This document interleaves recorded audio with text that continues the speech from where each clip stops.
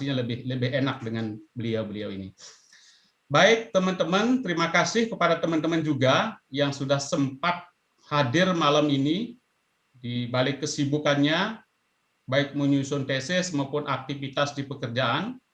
Ya, saya sangat senang. Ya, ini adalah hari Selasa malam, saya senang sekali karena bisa sharing dengan teman-teman semuanya di sini. Apalagi kita menghadirkan nanti para alumni, para dosen yang memang sudah melakukan kajian-kajian ilmiah terkait dengan penelitian yang akan di-share, akan dibagi kepada kita semua di sini. Ini sebetulnya adalah untuk memperkaya khasanah ilmiah kita semuanya. Mudah-mudahan teman-teman masih tetap semangat, ya, dan nanti melihat tesisnya Mailen ini juga nanti pasti akan semangat, ya, karena saya baca PPT-nya di awalnya itu, wah ini menarik sekali gitu ya. Oke, baik teman-teman yang saya hormati, ya saya mahasiswa, barangkali ini kebanyakanlah mahasiswa Untar. Kalau Pak Munti saya tidak usah banyak terkenalkan karena beliau sudah sangat senior di Untar. Saya lihat CV-nya Pak Munti tahun 82 sudah lulus S1 ya Pak ya. Banyak yang belum lahir. Makanya itu sudah 39 yang lalu. Nah, ini rasanya nih sebagian besar ini belum lahir 39 yang. Nah, kalau kita lihat S1 saja Pak Munti sudah lulus tahun 82, itu luar biasa pengalamannya. Dan beliau sekarang adalah dosen di Untar, ya pasti teman-teman banyak tahu juga. Dan saya sangat senang karena saya berhasil ketemu dengan Pak Munti walaupun melalui virtual. Karena saya dulu waktu sekolah di Untar, wah ada Pak Munti itu katanya jagonya art terapi atau apa, wah saya belum begitu tahu ya. Pernah saya ikuti seminarnya Bapak Resilient kalau nggak salah itu di ruang rektor, di gedung rektorat tahun berapa, 2011 apa 2010. Itu saya pertama kali mengenal Pak Munti, dan beliau sekarang memang banyak melakukan penelitian khususnya sebagai dosen tetap di Tarumanegara. Kita banyak nanti tanya deh ke beliau ya, pengalaman-pengalaman baik sebagai pengajar, sebagai praktisi barangkali ya, atau sebagai dosen ya, siapa bimbingannya Pak Munti nanti ya, cari clue-nya, cari apa sih yang beliau inginkan gitu ya. Oke, kalau Mbak Ilen juga adalah alumni dari Untar ya, alumni Untar, jadi narasumber mahasiswa itu alumni dari Untar. Mbak Ilen itu 2021 ini lulus dari Magister Psikologi Profesi ya, Mbak Ilen ya? Iya Pak, baru lulus Pak. Nah, baru lulus, tetapi ya 2021. Tapi sudah pernah jadi narasumber kelihatannya di 2020 ya? Iya Pak. Ya. Berarti sudah akrab dengan forum diskusi ilmiah ya. Ini Mbak Ilen ini juga S1-nya dari Tarumanegara. Dan luar biasa, IPK-nya juga hampir sama tuh, S1-nya 2,87 kalau nggak salah, S2-nya 2,83 atau kebalik saya, itu 2,8-an IPK-nya. 3,8-an, sorry, 3,8-an dari scoring 4 ya. Baik. Nah, kali ini kita akan kasih kesempatan dulu Mbak Ilen untuk berbicara mengenai tesis yang sudah diujikan di Untar.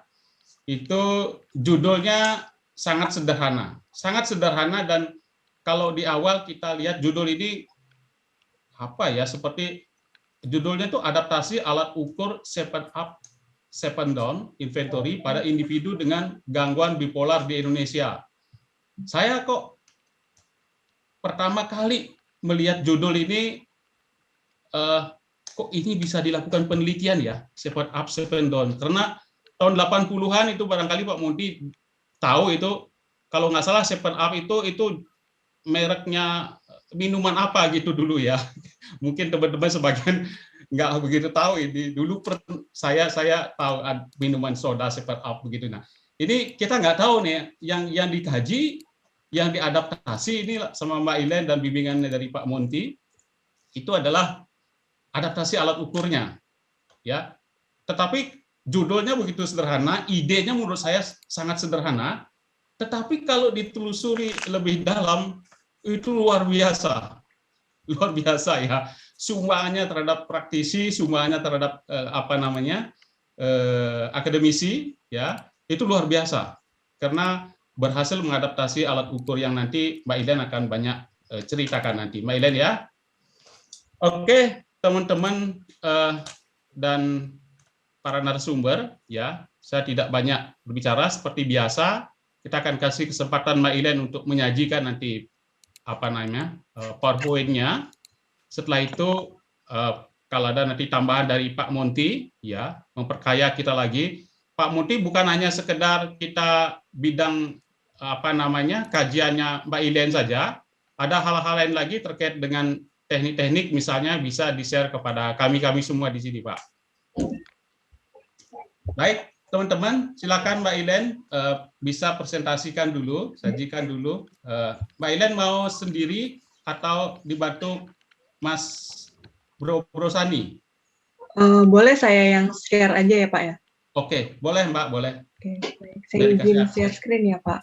Iya, ya.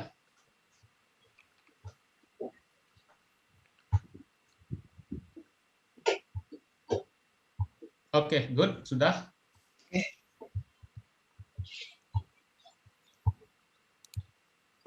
Baik, ya selamat malam teman-teman, Bapak Ibu sekalian. Pada kesempatan kali ini saya akan mempresentasikan tesis saya yang berjudul Adaptasi Alat Ukur 7-up-7 Down Inventory pada individu dengan gangguan bipolar di Indonesia.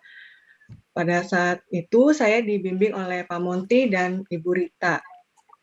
Untuk pendahuluannya, adalah terbelakang masalah, berdasarkan DSM-5, gangguan mental adalah gejala yang ditandai dengan gangguan klinis signifikan di aspek kognitif, emosi, dan perilaku. Kemudian berdasarkan data Riskesdas 2018 yang dilakukan oleh Kementerian Kesehatan RI, itu mengatakan bahwa individu berusia 15 tahun ke atas dengan gangguan depresi dan kecemasan meningkat dari 6% menjadi 9,8%. Nah, fenomena gangguan mental serius salah satunya adalah gangguan bipolar karena dapat menurunkan kualitas hidup dan meningkatkan risiko kematian dari penyintasnya itu sendiri. Kemudian pada gangguan bipolar, fase depresi atau gejala mixed mood yang persisten akan menyebabkan risiko bunuh diri yang lebih tinggi. Ada agitasi psikomotor dan pemikiran yang lebih impulsif, juga mengalami kesulitan yang lebih untuk merespon mood stabilizer.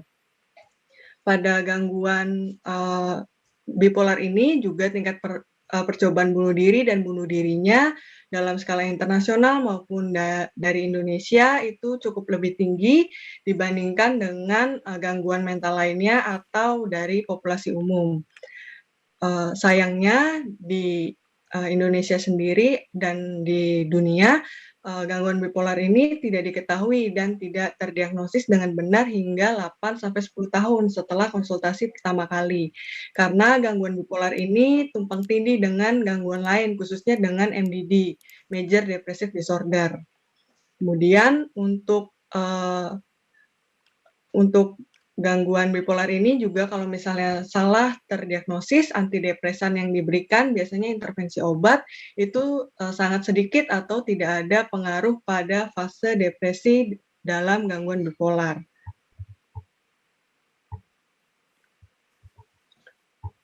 Oke, saya lanjutkan.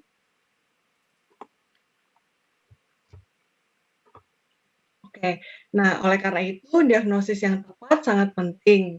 Di Indonesia sendiri biasanya diidentifikasi dengan menggunakan wawancara oleh praktisi. Nah, wawancara ini tentunya sangat bergantung pada keahlian dan keterampilan dari pewawancara itu sendiri. Dan tentunya ada kelemahan dari wawancara, yaitu bias dan subjektivitas dari pewawancara juga memerlukan banyak waktu, tenaga, juga uang. Nah, hasil wawancara dengan salah satu penyintas gangguan bipolar, beliau mengatakan bahwa pernah salah didiagnosis karena tidak mengetahui dan memahami pertanyaan dari psikiater yang menanyakan pada saat itu, pernahkah merasakan rasa bahagia yang lebih dari biasanya. Jadi penyintas ini tidak mengetahui seperti apa yang lebih dari biasanya itu. Nah, kemudian juga ketika diberikan antidepresan juga tidak berpengaruh terhadap gangguan yang dialaminya. Dan akhirnya beliau ini menyadari ada perbedaan rasa senang yang dialami, dan akhirnya ke psikiater lain dan didiagnosis bipolar. Untuk diagnosis dapat lebih ditingkatkan dengan menggunakan alat screening. Salah satunya adalah 7-up, 7-down inventory. Alat screening ini untuk mendeteksi kecenderungan gangguan mood atau bipolar yang dibuat pada tahun 2013. Nah, selama 3 tahun terakhir, 7-up, 7-down inventory ini digunakan dalam banyak penelitian yang berkaitan dengan suasana hati. Beberapa versi lengkap, beberapa bagian 7-up saja, dan beberapa bagian 7-down saja. Nah, perkembangan dan penggunaan yang baik dari 7-up, 7-down ini sehingga perlu dilakukan adaptasi ke dalam versi bahasa Indonesia. Prosedur adaptasi alat ukurnya ini menggunakan metode dari Bracken dan Barona. Kemudian untuk rumusan masalahnya, perlu dilakukan adaptasi ke dalam versi bahasa Indonesia dengan penjelasan apakah sesuai dengan bahasa dan budaya Indonesia, apakah memenuhi syarat reliabilitas, memenuhi syarat validitas, dan memenuhi syarat receiver operating karakteristik. Metode penelitiannya dibagi menjadi 2 kelompok bipolar dan non-bipolar. Jenis kelaminnya laki-laki dan perempuan, tidak membatasi usia, lama diagnosis, agama, maupun pendidikan. Kemudian untuk kuesioner sendiri ada 4 bagian, jadi ada penjelasan mengenai tujuan penelitian, kemudian kesediaan dari partisipan untuk mengikuti penelitian, kemudian pertanyaan tentang biodata dan diagnosis yang diderita, kemudian ada kuesioner 7-up, 7-down, dan kuesioner BDI 2. Untuk kelompok bipolar mengambil partisipan di komunitas gangguan bipolar di Bipolar Care Indonesia yang berdiri sejak tahun 2013. Kemudian untuk instrumen penelitiannya ada 7-up, 7-down inventory dan BDI 2. BDI 2 ini yang versi bahasa Indonesia telah diadaptasi oleh Ginting et al. Pada tahun 2013. Kemudian untuk hasil penelitian dan analisis data, pertama kali dilakukan adalah proses perizinan autor melalui email. Setelah diizinkan oleh autor, dilakukan penerjemahan dan uji coba. Jadi ada penerjemahan kata per kata ke dalam bahasa Indonesia oleh penerjemah tersumpah. Kemudian ada proses back translation ke dalam bahasa Inggris kembali oleh individu dwibahasa yang tidak mengetahui 7-up, 7-down sebelumnya. Kemudian dilakukan sintesis dari versi asli, terjemahan bahasa Indonesia, dan back translate untuk kemudian dilakukan expert judgment.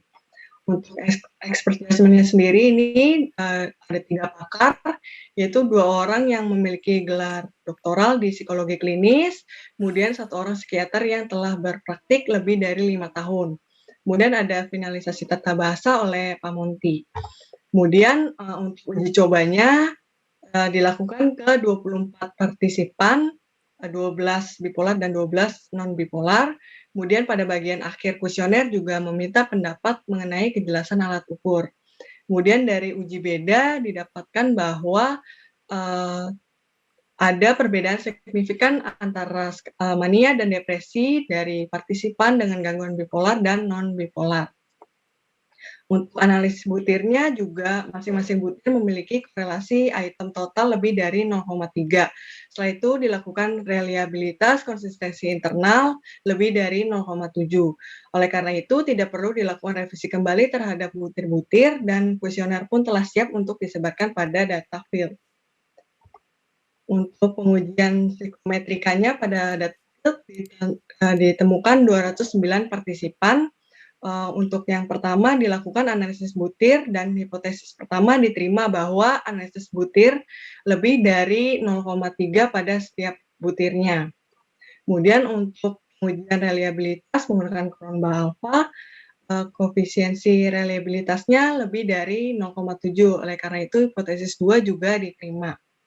Untuk konten validity dengan menggunakan rumus demikian, didapatkan bahwa konten validity dari 7-up, 7-down versi bahasa Indonesia lebih dari 0,7. Oleh karena itu, hipotesis 3 juga diterima. Untuk pengujian kriteria related validity dilakukan dengan Spearman correlation dengan kuesioner BDI 2. dan ditemukan bahwa ada uji korelasi yang signifikan antara 7 up 7 down dengan BDI 2. Oleh karena itu hipotesis 4 juga diterima. Untuk konstrak menggunakan TFA itu menemukan bahwa p-value-nya lebih dari 0,05, loading factor-nya positif, dan t-value-nya lebih dari 1,96, memenuhi kriteria fit, jadinya pengujian hipotesis 5 juga diterima.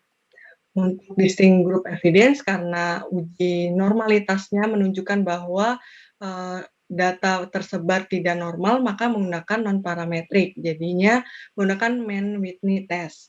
Dari hasil distinct group evidence ini ditemukan bahwa terdapat perbedaan skor skala mania dan depresi yang signifikan antara partisipan dengan bipolar dan non-bipolar. Hipotesis 6 juga diterima.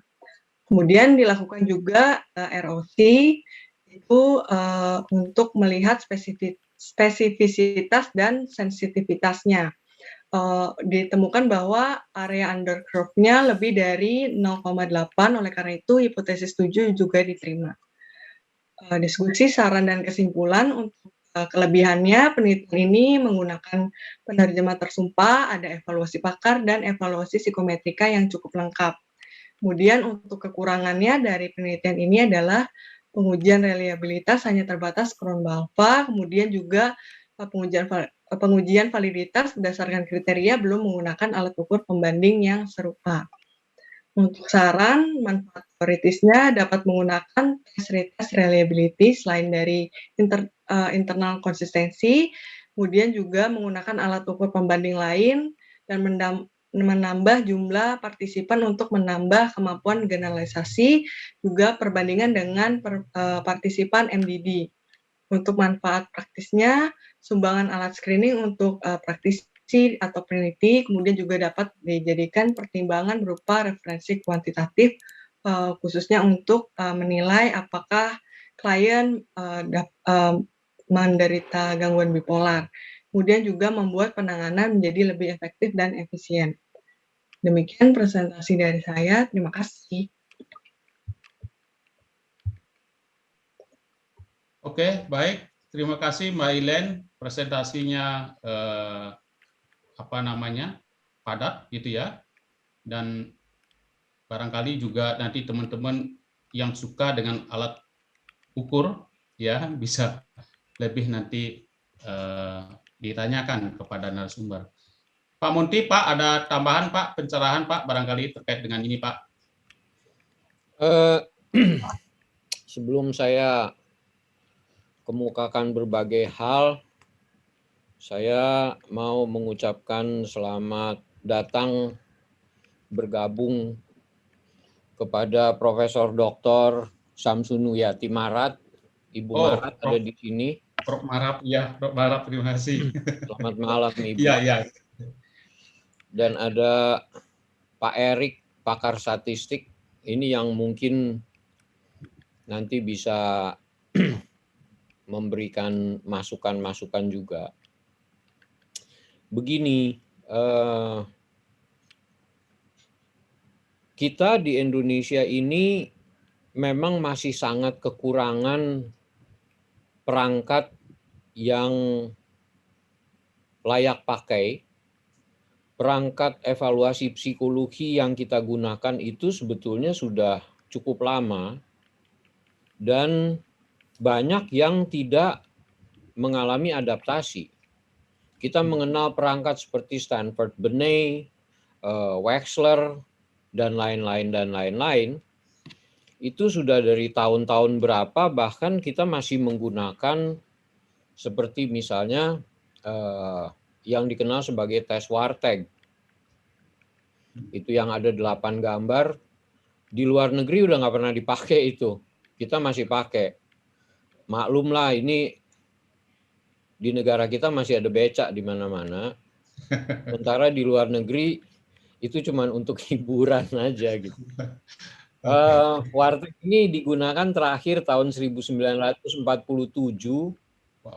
sebelum Kongres Psikologi Klinis berlangsung di Colorado, di Denver. Nah, kenapa kita tidak mengadaptasi alat tes, berbagai alat tes ini, atau tidak mengembangkan alat tes? Karena memang menciptakan sebuah alat itu mahal harganya, butuh dana yang luar biasa, di samping butuh tenaga. Ini langkah Elaine sangat saya hargai, barangnya juga masih baru dari tahun 2013. Tentu kita masih butuh lebih banyak sampling, dan data bipolar sendiri kita tidak cukup banyak di Indonesia, walaupun ada komunitas bipolar. Kenapa begitu? Karena memang sulit untuk mendeteksi bipolar. Dia termasuk di dalam ranah depresi, dan banyak terjadi ketika orang mengalami depresi itu ke dokter. Dokter lihat dia sebagai depresan, jadi penderita depresi. Dokter tidak lihat dia sebagai penderita bipolar, kecuali pada saat itu ada catatan-catatan tertentu, ada self-report. Saya pernah mengalami begini yang mengindikasikan maniakal. Nah, celakanya kondisi maniakal ini tidak konsisten, kapan saja dia bisa muncul. Dan rumusan dari bipolar itu sendiri, serangan maniakal itu minimal 1 kali dalam 1 tahun. Jadi kalau di dalam 1 tahun, dalam 12 bulan itu isinya depresi, cuma di bulan April dia kena maniak, di bulan lain dia nggak kelihatan maniaknya gitu. Ya. Kemudian ada bipolar 1 dan bipolar 2. Ini yang bipolar 2 ini lebih sulit dideteksi daripada bipolar 1, karena seringkali menjadi rancu dengan kreativitas. Jadi orang-orang dengan pada saat kondisi dia maniakal, seolah-olah dia menjadi sangat aktif, kreatif, dan produktif. Perusahaan gemar nih sama orang yang begini. Dia kerja nggak habis-habis gitu, rajin bener, nggak taunya bukan karena nggak habis-habis, dia tuh bipolar. Bedakannya bagaimana? Susah membedakannya. Membedakannya karena energinya memang berlebihan, beyond normal human being. Jadi biasanya orang itu harus tidur dalam, katakanlah ya idealnya 8 jam, taruhlah 6 jam. Tapi dia tidurnya di bawah 4 jam. Mungkin cuma 3,5 jam. Dan porsi tidur yang terlalu rendah itu sama dengan porsi tidur yang terlalu tinggi, di bawah 4 dan di atas 9 jam, itu sebetulnya mengancam kesehatan menurut kajian dari APA. Nah, kapan dia bisa mengalami seperti itu yang kita nggak tahu di dalam 1 tahun itu.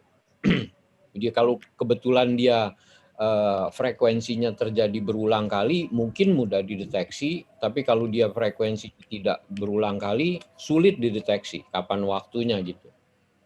Ini yang menyebabkan menjadi tumpang tindih antara bipolar dengan major depression, karena masa deteksi itu yang susah. Kecuali dia memang melakukan self-report.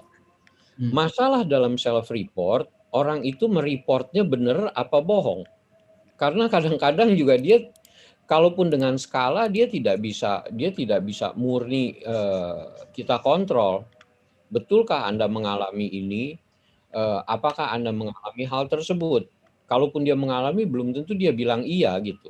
Karena kelemahan self-report di mana-mana itu adalah masalah kejujuran berpendapat atau kejujuran mengisi kuesioner ini di mana-mana susah. Cuma dengan adanya 7 up, 7 down ini, paling tidak kita sudah punya satu langkah untuk mudah-mudahan ini, karena ada perbedaan yang signifikan antara kondisi depresif dengan kondisi maniakal. Jadi kalau seseorang itu memberikan respons keduanya tinggi, maka posisi kemungkinan bipolar dia juga menjadi tinggi. atas hasil respons pada butir-butir tersebut gitu. Sedangkan kalau maniakalnya rendah, bipolarnya depresinya tinggi, dia memang lebih cenderung depresi gitu. Kalau maniakalnya tinggi, mungkin dia memang lebih banyak frekuensi maniakalnya, dan ini jumlah responden 200 memang masih sangat terbatas karena untuk mencari partisipan itu juga dibutuhkan jumlah yang cukup besar. Ini suatu perangkat tes yang berkembang di luar negeri dan masih harus kita adaptasi. Boleh jadi kita adaptasi dalam bahasa Indonesia, tapi mungkin terjadi hasil tes ini juga harus diadaptasi dalam bahasa daerah. Kalau kan ada orang di daerah yang mengalami bipolar juga dia tidak berbahasa Indonesia dengan lancar gitu. Jadi ini adalah suatu kalau saya katakan sebuah proyek yang endless, yang tidak ada habisnya. Kapan jangka waktunya kita nggak tahu berapa lama. Karena kalau kita lihat alat tes psikologi itu seperti misalnya Draw a Person saja berkembang di tahun 1920-an oleh Karen McOver, sampai sekarang masih dikaji. Demikian juga Rorschach di tahun 1920-an itu sampai sekarang masih dikaji. Ya, jadi ini adalah satu langkah buat Indonesia, terutama buat Elaine, ini merupakan langkah awal. Tapi buat banyak psikolog yang menggemari psikometrika, ini adalah proyek yang endless, yang nggak ada habisnya gitu. Mungkin 50 tahun ke depan dan mungkin selalu ada revisi. Bahkan perangkat pembandingnya itu sendiri, BDI atau Back Depression Inventory, itu sudah berkembang sejak lama dan sampai sekarang masih direvisi menjadi BDI 2. Tadinya BDI 1, BDI 2 sekarang. Jadi kalau misalnya rekan-rekan terutama dari psikometrika, psikologi klinis khususnya yang peduli dengan bipolar, mau mengembangkan alat tes ini, mau memperbesar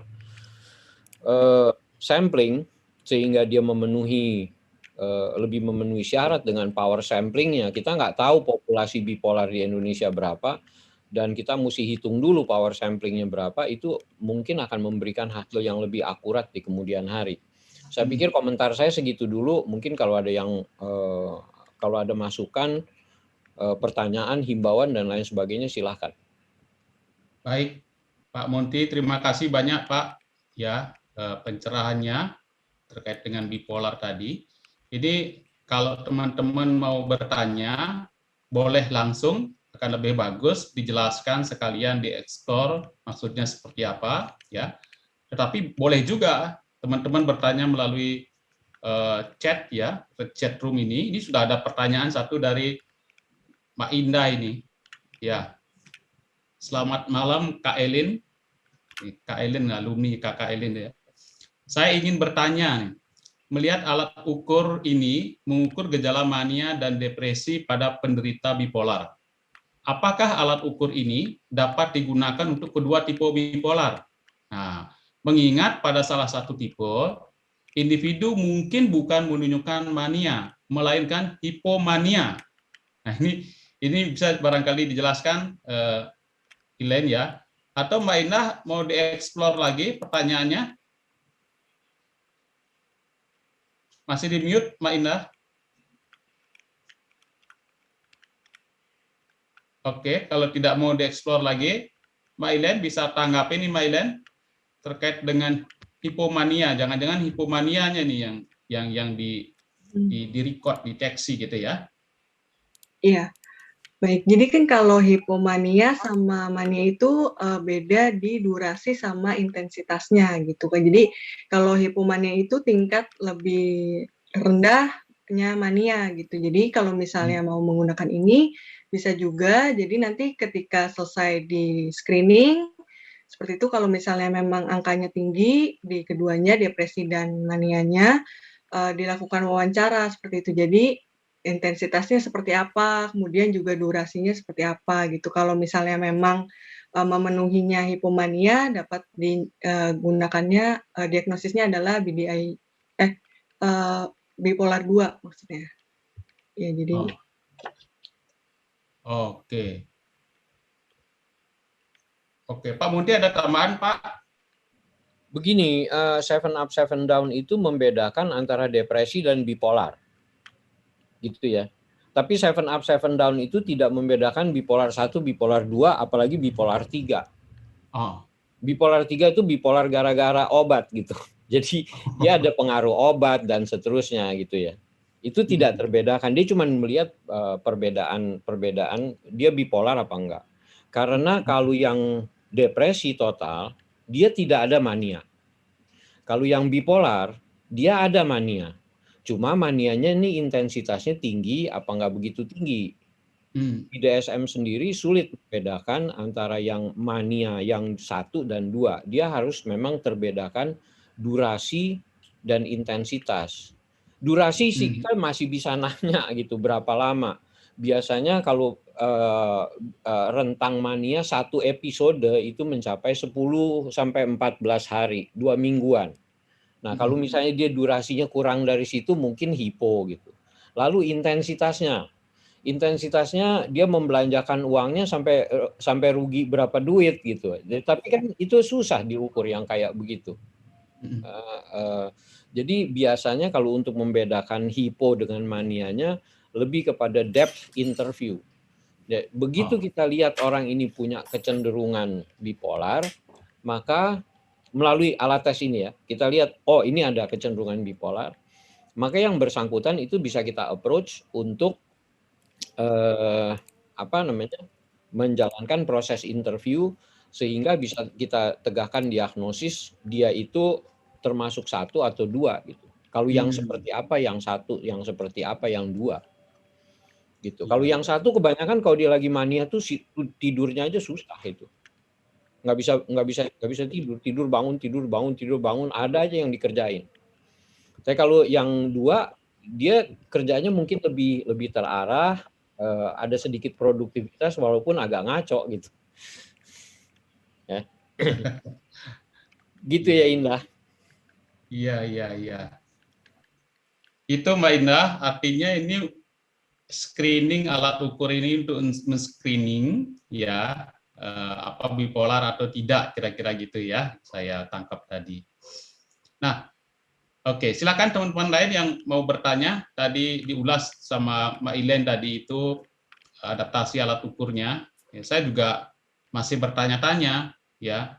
Artinya kenapa yang diadaptasi itu alat ukur 7 up, 7 down inventory-nya? Saya bukan psikologi klinis, jadi masih bingung juga kenapa kok alat ukur ini yang diadaptasi. Kenapa bukan alat ukur bipolar yang lain barangkali. Saya tidak tahu apakah ada apa tidak gitu ya.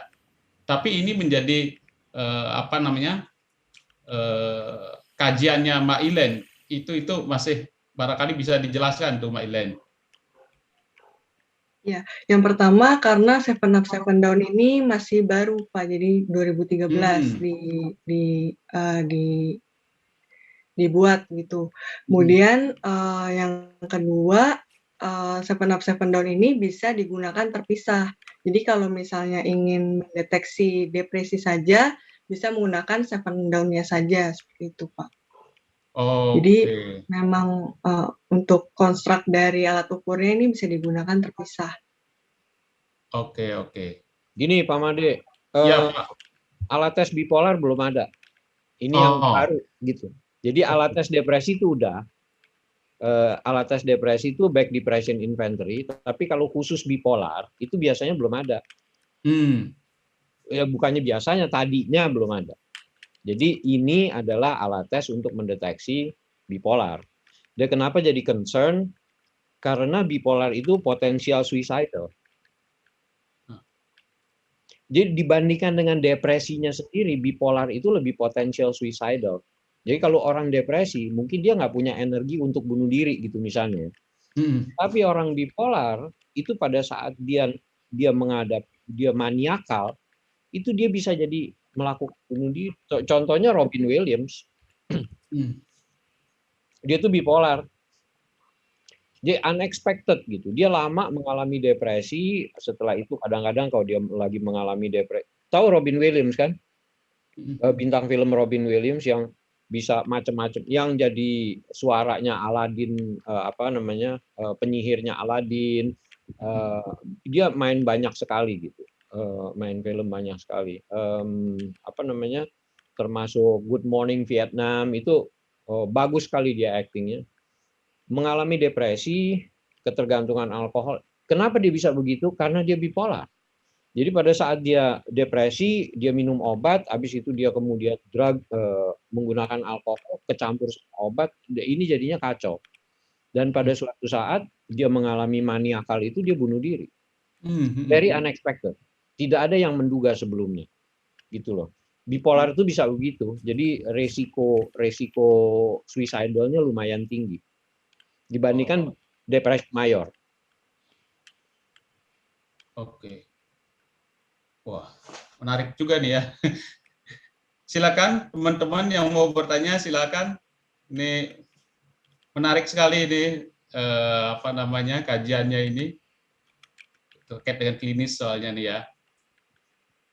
Ada yang bertanya, silakan, boleh di chat room atau langsung, nggak apa-apa, silakan. Siapa nih di layar saya nih? Ada Endrianas, ada pertanyaan? Mbak Siva? Ayo, silakan bertanya. Atau kalau malu-malu bicaranya, boleh di chat saja, nggak apa-apa. Putri Pio kan Putri ya? Priscila Putri Pio kan? Iya Pak, iya Pio Pak. Paling kalau mau tanya, ada pertanyaan nggak? Gimana ya maksudnya supaya ini kan gejalanya jadi susah banget terlihat gitu ya atau terdeteksi gitu. Gimana kita bisa aware di awal gitu Pak, kalau misalnya saya ini kayaknya udah harus diperiksa gitu, atau misalnya ini teman saya atau rekan kerja saya kok sepertinya mengalami depresi yang bahkan bisa mengarah ke bipolar, seperti itu Pak. Oke, itu sebetulnya juga Pak Mundi sama Mbak Ilen saya mau tanyain, karena saya awam sekali terkait dengan bipolar. Jangan-jangan saya sendiri bipolar misalnya. Bagaimana cara saya untuk mengetahui gitu ya? Gimana? Ilen bisa kasih masukan nggak, Lin?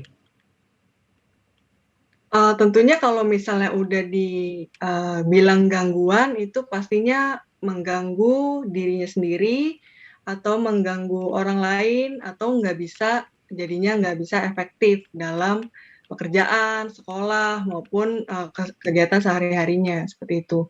Jadi kalau sudah merasa memang terganggu, itu bisa memeriksakan diri ke psikolog, psikiater, atau dokter, seperti itu.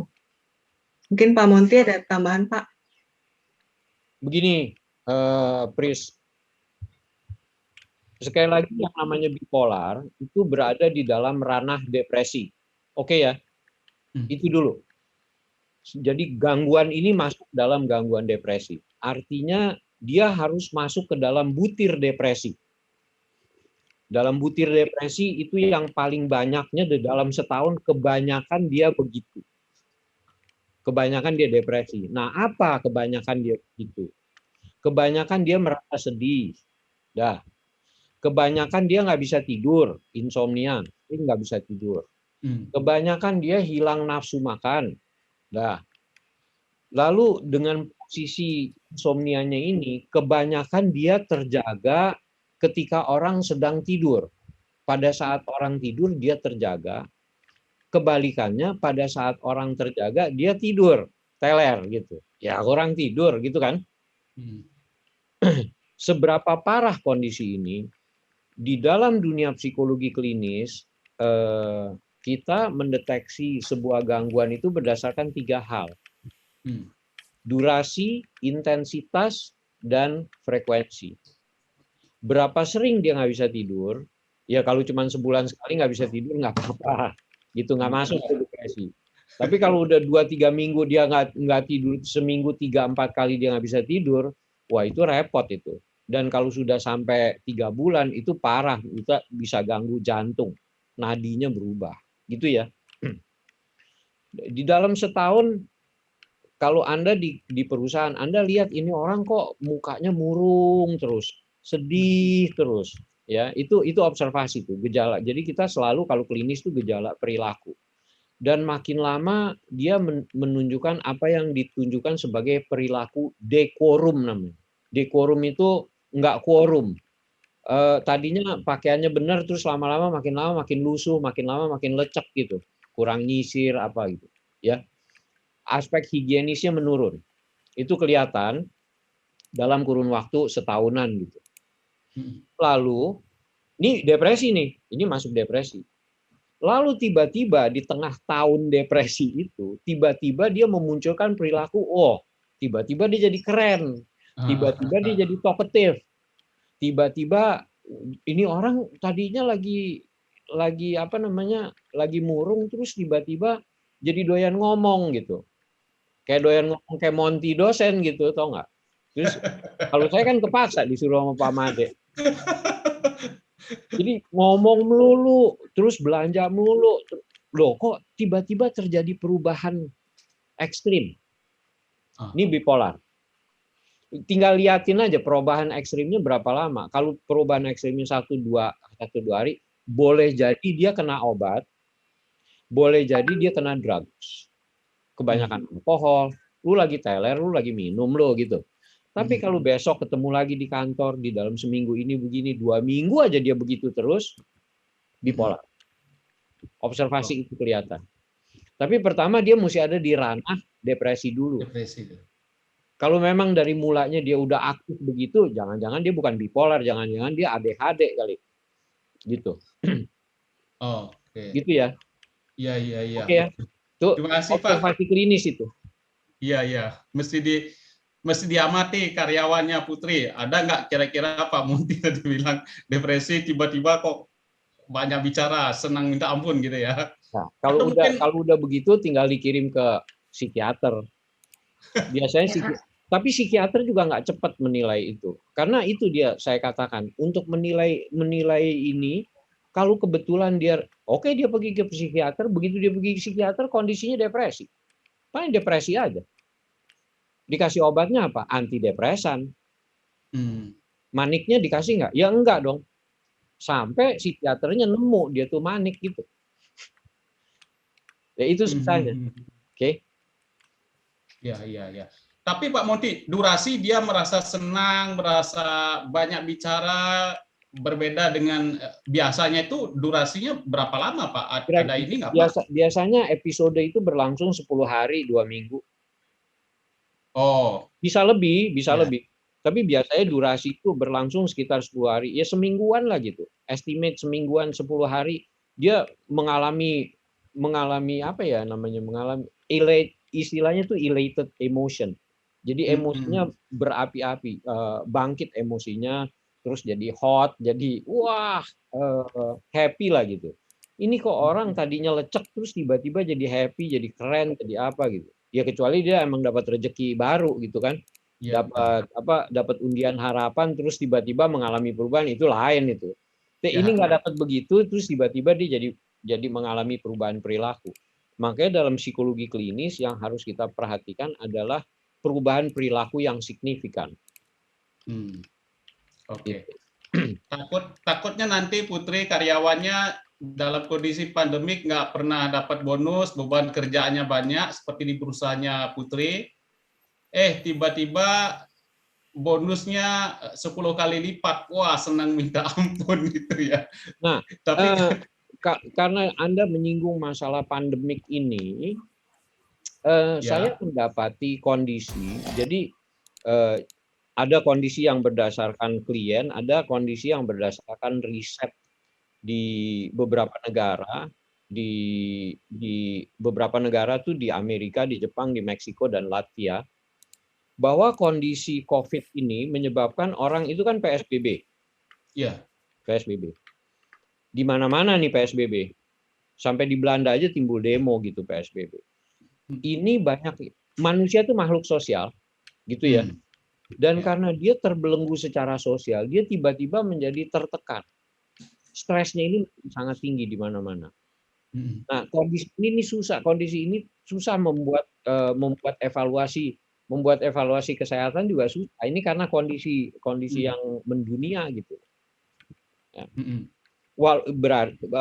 Kalau orang yang sudah depresif, ini ya mungkin nggak kelihatan, dia memang tadinya di rumah aja gitu. Untuk dia ya malah nggak apa-apa gitu. Tapi yang tadinya orang tuh happy-happy bisa jadi depresi gitu loh, gara-gara PSBB. Ya. Ini analisis kepribadian. Jadi kalau dalam kajiannya Jung misalnya ada ekstrovert, ada introvert. Mereka yang lebih ekstrovert, mereka yang lebih sociable, mengalami masalah ini tuh mengalami stres yang jauh lebih tinggi daripada mereka yang kurang sociable. Jadi kalau orang tuh kurang sociable, pada dasarnya dia kurang sociable, terus mengalami PSBB ya biasa-biasa aja gitu. Emang nggak punya teman gitu loh. Tapi yang biasa punya teman mengalami PSBB itu stres luar biasa. Nah, sampai seberapa jauh dia bisa bertahan karena durasi untuk gejala-gejala seperti ini relatif sekarang lebih cepat dievaluasi. Jadi kalau dia dalam waktu 2-3 minggu saja dia mengalami kondisi yang tertekan begitu, dia sudah masuk depresi. Tapi lewat dari 3 bulan itu seriously depressed, jadi major depression gitu. Begitu 6 bulan dia 6 bulan kondisinya demikian, itu menjadi diagnosis itu tegak. Nah ini udah setahun nih. Banyak nggak orang depresi? Banyak kali gitu. Wah, ini bisa jadi kajian ilmiah ini antara apa namanya peningkatan bipolar pada kondisi pandemik ini, Ilen. Kita belum dapetin yang bipolarnya, tapi kita sudah dapetin yang stresnya. Yang stresnya itu memang kondisi di Amerika, Meksiko, Jepang, dan Latvia itu sama. Stres tertinggi itu PSBB, social distancing. Oh. Jadi apa yang terjadi di sini adalah apa yang dikenal sebagai deprivasi sosial. Gitu. Oke. Wah, hati-hati nih. Nanti Pak Munti bilang karena PSBB semakin stres, jangan terpengaruh nanti karena PSBB kita semua jadi menuju ke arah stres. Jangan ya. Oke. Jangan. Ini ada pertanyaan dari Amala ya. nih. Iya Pak, ada dari Mandi dulu Pak. Selamat malam Kak Eileen dan Pak Munti. Saya ingin bertanya terkait bipolar. Jika memang ada orang terdekat dengan kecenderungan bipolar, apakah opsi yang paling baik untuk screening awal antara konsul ke psikolog dan ke psikiater? Nah, artinya kalau lihat kita kecenderungan ada orang bipolar, sebaiknya konsul kemana dulu nih? Psikolog atau ke psikiater? Mana, Len? Kalau menurut saya sama aja sih, Pak, maksudnya dan Kak Mendy ya. Jadi ke psikolog boleh, ke psikiater boleh, tapi biasanya akan dikolaborasi seperti itu. Kalau dari psikiaternya akan memberikan intervensi obat, kalau dari psikolog akan mungkin ke terapi kognitif, perilaku seperti itu. Iya. Jadi tergantung kliennya maunya kemana gitu ya, apakah mau psikolog atau psikiater. Atau salah pertanyaannya Kak Mendy ini, nanya ke psikolog, harusnya nanya ke psikiater lebih balance. Benar sih Pak pertanyaannya, cuman memang saya pernah ada pengalaman ke psikiater dan memang cenderung durasinya nggak begitu lama gitu ya, dan lebih banyak langsung dikasih resep obat gitu. Jadi mungkin ke psikiater itu akan kurang untuk observasi, misalkan rekam dia gimana selama 2 minggu ke belakang, atau misalkan di psikolog pun ada kelebihannya atau ada kekurangannya gitu dari satu sama lain.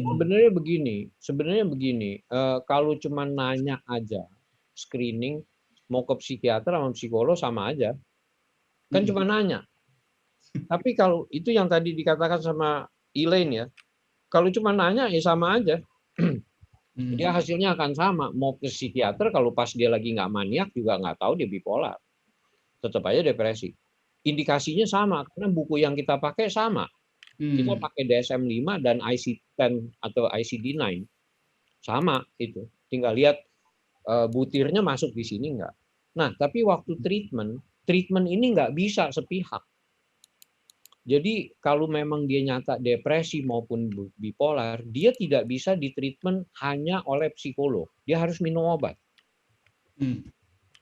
Jadi depresi itu tidak bisa ditreatment sekedar tidak bisa ditreatment dengan suportif terapi gitu, nggak bisa. Dia tuh harus dengan antidepresan.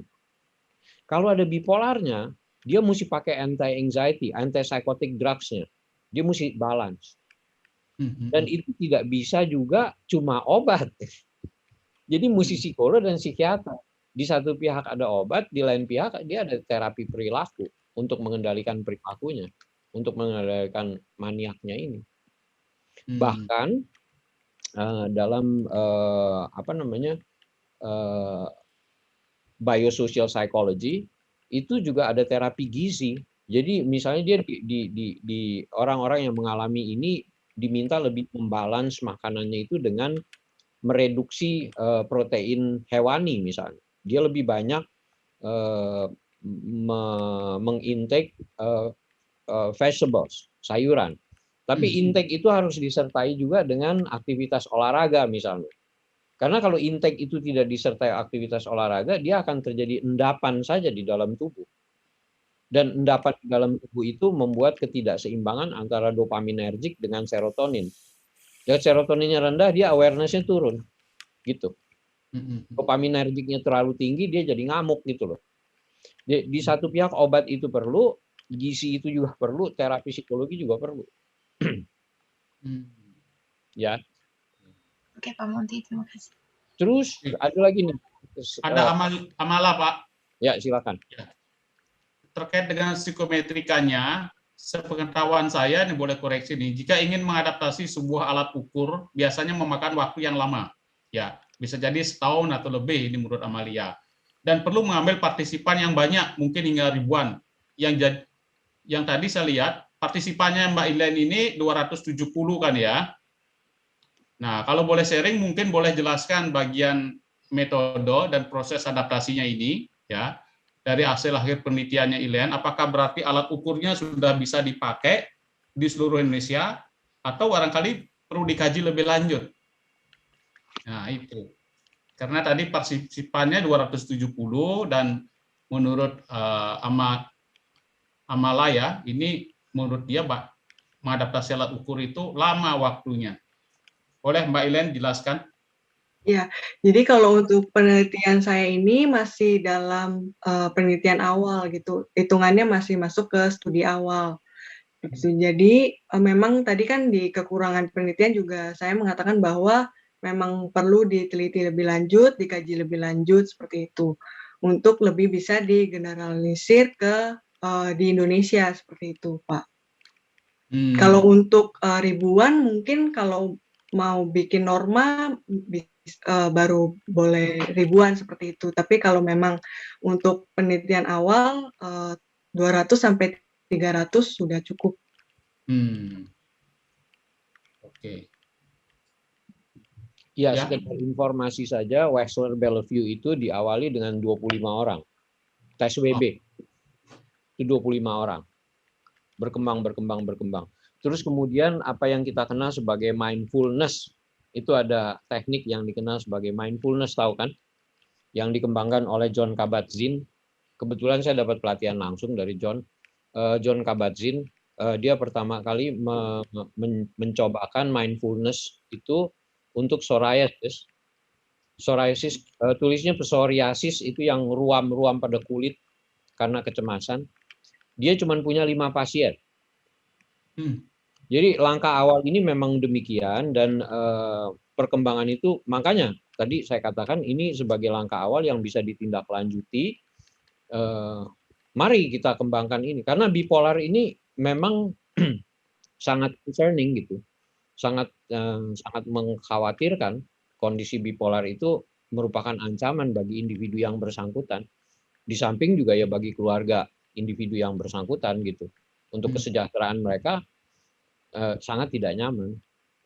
Ngurusin orang depresi, waktu dia lagi depresinya aja udah setengah mati itu keluarga.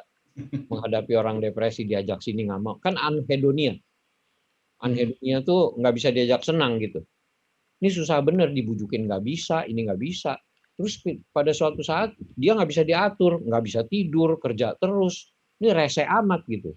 Satu pihak dia anhedonia, di lain pihak dia rese bener, keluarganya juga pusing. Jadi tiba-tiba dia mengancam bunuh diri, wah repot nih. Nah, penelitian itu dengan jumlah segini mungkin di masa depan jumlahnya lebih besar dan mungkin adaptasi ini juga diperbaiki, mengalami revisi. Di samping itu tadi saya katakan ini berbahasa Indonesia, tapi belum tentu bisa dipakai untuk bahasa daerah karena ada orang daerah yang bipolar, misalnya di Bali itu bicaranya udah lain kalau di Bali misalnya gitu. Dia punya aksen yang berbeda, terus kan gitu kan. Jadi harus diadaptasi tuh.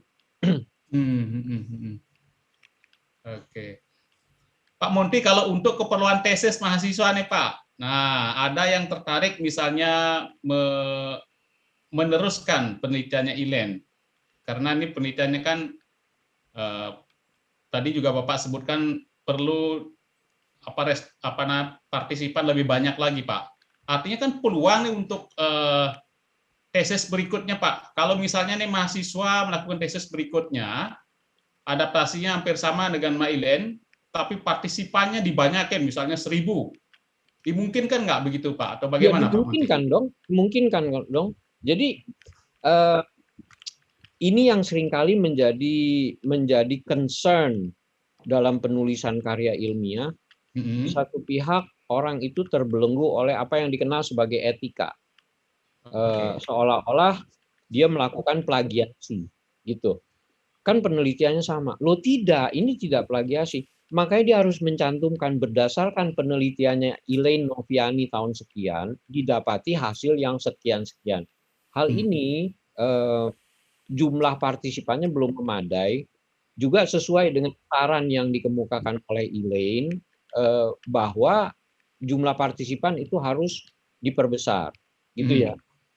Nah, lalu timbul kajian-kajian ilmiah yang lain. Misalnya saja penelitian ini tidak dilakukan di Jakarta, penelitian ini dilakukan di wilayah Flores misalnya, ND. Apakah kehidupan mereka juga seperti itu? Apa gitu loh. Jadi kan lain memang populasi. Lalu dilakukan di Bali, lalu dilakukan di Lombok, lalu gitu loh. Nah, bagaimana kondisi ini pada wilayah-wilayah gempa, misalnya di Sumba atau di di Maluku atau di mana gitu? Boleh saja. Nah, itu teman-teman dengarkan Pak Monty. Jadi peluang untuk membuat tesis dengan melanjutkan tesisnya penelitiannya Mbak Ila ini sangat besar ini ya. Oke. Yang tidak boleh plagiasi itu copy paste. Jadi plagiasi itu copy paste lebih dari 450 kata itu pindah keplak-kepluk gitu. Dah, satu itu yang tidak boleh copy paste memindahkan sejumlah kata tidak dengan mencantumkan narasumber. Itu yang nggak boleh. Tapi melanjutkan penelitian dengan penelitian yang serupa ya boleh saja. Banyak yang melakukan penelitian misalnya State Trait Anxiety Inventory. State Trait Anxiety Inventory itu yang pertama itu State Trait Anxiety Inventory X, kemudian I, kemudian Z. Itu yang bikin Charles Spielberger. Saya kenal dan saya ikut bantu itu. Jadi yang pertama 60 butir, kemudian setelah diriset lagi menjadi 40 butir, kemudian setelah diriset lagi menjadi 20 butir. Kan ada revisi-revisi. Kenapa dikurangi butirnya? Untuk menjadi lebih efisien. Tadinya nanyanya 60 butir lama sejam, misalnya satu butir ngejawab semenit. Sekarang tinggal 20 butir cuma 20 menit gitu. Untuk mendeteksi apa kalau trait anxiety? Dia termasuk untuk mendeteksi gangguan jantung. Jadi kalau anxiety-nya terlalu tinggi, dia berkorelasi tinggi dengan mereka yang mengalami gangguan jantung, hipertensi. Oke. Baik Pak, terima kasih Pak Monty. Mbak Ellen, ini ada pertanyaan dari Priska Priscilla. Nah, bagaimana psikolog itu bisa mendeteksi episode maniak bipolar sekitar 10-14 hari. Ketika seorang psikolog hanya bertemunya aja 2 minggu barangkali, atau bahkan sebulan sekali. Jadi karena tidak setiap hari ketemunya, bagaimana cara psikolog untuk mendeteksi manik bipolar? Ini pertanyaannya Priska ini. Nanyanya ke siapa nih? Ke Mbak Ilen sama Pak Monty tentunya. Ya, Ilen dulu deh yang jawab. Seperti yang tadi Pak Monty sudah jelaskan juga, jadi dengan depth interview juga bisa juga dengan self-report. Jadi misalnya dikasih PR seperti itu, hari ini feelingnya seperti apa, dan setiap hari dituliskan seperti itu. Mungkin kalau dari saya seperti itu, Pak. Oke. Jadi interview mendalam dan buat seperti logbook gitu ya, Mbak Ilen ya? Iya, feelingnya, perilakunya yang dikeluarkan seperti apa gitu, Pak. Ini pertanyaannya Friska, bagaimana ketemunya, tahunya sekitar itu kalau ketemunya aja jarang. Iya. Jawaban saya yang pertama, memang susah. Jawaban yang kedua, minta bantu monitor orang rumah. Jadi keluarga yang signifikan. Kalau di negara yang maju seperti di Amerika, ada gejala depresi, dia ada gejala depresi kuat, maka dia harus menjalankan observasi. Dia menjalankan observasi tergantung state-nya di mana. Ada gejala-gejala yang begini. Kenapa? Karena negara-negara seperti Amerika, Inggris, Eropa segala macam, mereka sudah ikut sertakan social security. Jaminan kesehatan itu negara turut berperan. Jadi kalau ngabisin duit negara, mereka juga melanggar hukum. Oleh karena itu mereka mesti patuh pada negara. Kalau sekarang kan kita di sini masih bisa ngelawan nggak mau terima vaksin gitu. Nggak boleh. Kalau ada social security nggak boleh itu. Jadi kalau ngeyel, kalau ngebandel itu social security-nya dicabut. Katanya BPJS-nya dicabut gitu loh. Kalau di negara maju, ya kan? Makanya mereka harus dideteksi selama sekian jam. Di beberapa negara wilayah bagian itu 72 jam. 3 kali 24 jam. Dilihat deh kondisinya seperti apa, nadinya dilihat, tekanan darahnya gimana. Kalau ada indikasi memang depresi, ya udah diikuti, dimonitor. Siapa yang monitor? Bukannya psikolog kalau di negara maju, tetapi social worker. Mereka itu melakukan kunjungan, ya, catat kondisinya seperti apa dan seterusnya. Dan biasanya juga kalau berada bersama keluarga, dia ngobrol bersama keluarga. Ini kondisinya seperti apa. Lalu ada kondisi di mana terjadi yang dikenal sebagai seasonal episode atau episode seasonal. Jadi dia serangannya itu pada episode tertentu. Mungkin di musim gugur, mungkin di musim dingin, mungkin di musim apa gitu. Musim duren kali, atau di musim kecapi, musim nangka gitulah. Jadi pokoknya episodenya itu seasonal gitu ya. Taunya dari mana? Iya, dari keluarga. Dia biasanya kalau lagi begini, kalau lagi periode ini dia mengalami seperti ini gitu ya. Nah, kalau sudah ada deteksi awal depresi, dia harus ngapain? Dia harus diobservasi di rumah sakit, inpatient. Duitnya dari mana? Ya itu social security. Kan ada insurance. Mesti bayar dong? Enggak. Itu yang jadi masalah. Kalau di sini kan mesti bayar dong, nggak punya duit gitu. Ya udah terima nasib gitu loh. Nah, kalau itu enggak masalahnya. Itu udah nggak bayar, dibayarin sama negara. Kalau kamu ngeyel, ya jadi masalah gitu. Makanya bisa dideteksi. Itu pun susah. Ya, karena kalau yang episodenya tidak frequent, ya memang nggak dapet. Jadi observasi udah 2 minggu nggak ada apa-apa nih, emang depresi, udah tetap major depresi, major depression gitu. Sampai munculnya ada laporan mania. Oke, Friska. Oke, baik. Ya bisa. Baik, ya Pak, di negara maju ya memang. Ya oke, sip. Makanya negara dari Dimas kita lanjutkan. Wah. Ya Pak, banyak pertanyaan ini. Kita lanjutkan dengan Dimas ini, ya. Alat tes ini kan ditranslate oleh lembaga tersumpah. Jadi orang yang sudah tersumpah itu maksudnya kali ya tadi ya, yang mentranslate. Artinya ada pihak luar yang mengetahui tentang konten dari alat tes ini. Berkaitan dengan kode etik psikologi, bagaimana cara menjamin ya lembaga tersumpah ini atau orang yang mentranslate ini barangkali maksudnya adalah tidak menyalahgunakan alat tes ini demi kepentingan pribadinya. Artinya Mbak Ilen sudah minta orang untuk mentranslate, ya ini bagaimana menjamin bahwa alat tes ini tidak digunakan oleh yang translate itu, gitu Mbak Ilen maksudnya ini? Nggak bisa. Nggak ada jaminan. Karena mereka yang namanya translator tersumpah, dia tuh berada di bawah sumpah. Dia tuh tidak boleh menyebarluaskan itu. Jadi kalau translator tersumpah, dia tidak boleh menyebarluaskan ragam bukti dokumen yang dia translate. Kalau misalnya saja orang mentranslate heritage apa sih, harta itu heritage, warisan. Ya. Dia nggak boleh cerita itu warisan itu dia yang pegang loh, apa nggak boleh itu. Nah lucunya di kalangan psikologi sendiri itu terjadi error. Anda lihat bahwa banyak tes psikologi tersebar di Tokopedia. Betul, Pak. Kalau bukan psikolog, siapa yang jualan itu? Ini belum ada nih 7 up 7 down di Tokopedia. Ya, jadi memang susah karena kita belum punya perangkat hukum untuk menjerat ini. Nah, kalau mau dijerat juga siapa yang mau dijerat? Yang bagi-bagi banyak gitu. Nah, yang susah itu dalam dunia psikologi terutama interpretasinya. Misalnya tes gambar orang itu menginterpretasinya tuh susah.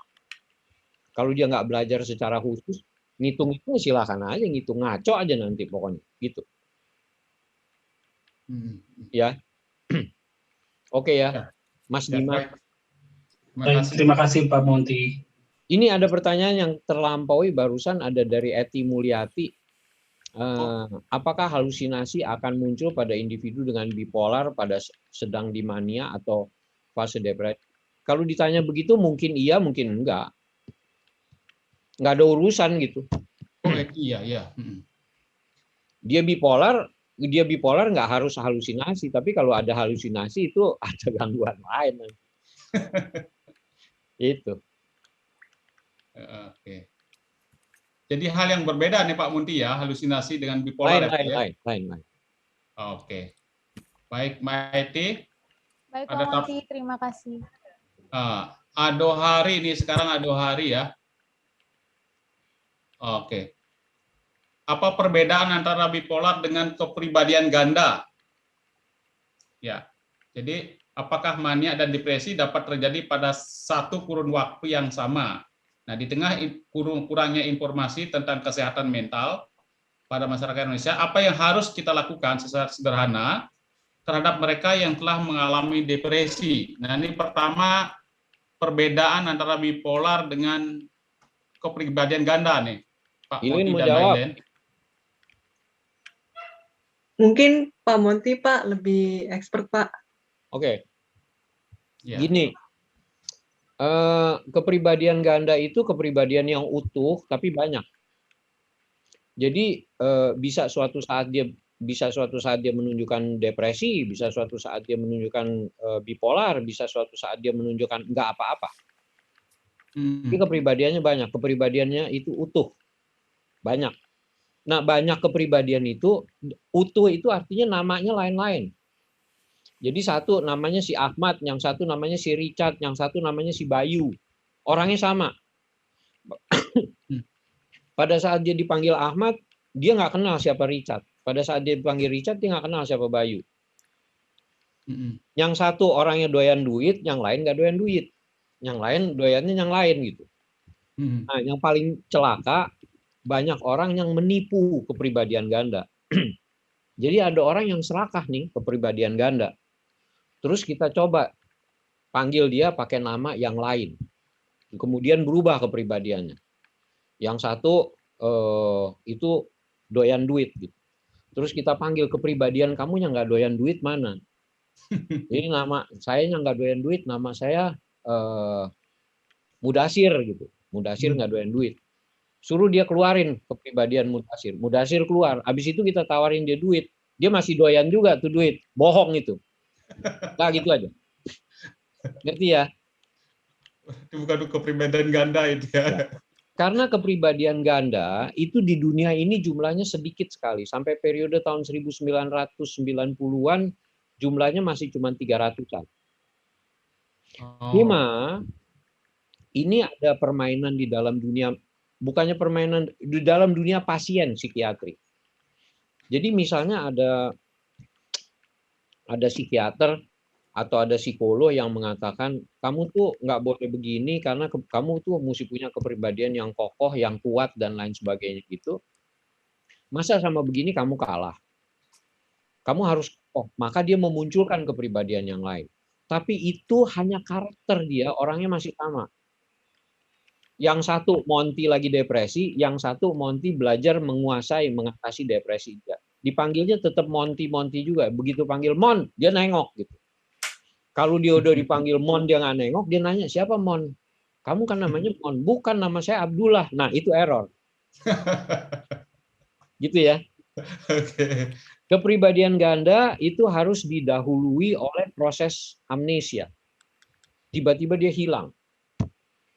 Dan biasanya juga ada gangguan neurologis di mana dia mengalami amnesia dan dia mengalami apa yang dikenal sebagai fuga. Dia pergi ke tempat lain, dia nggak tahu, nggak nyadar.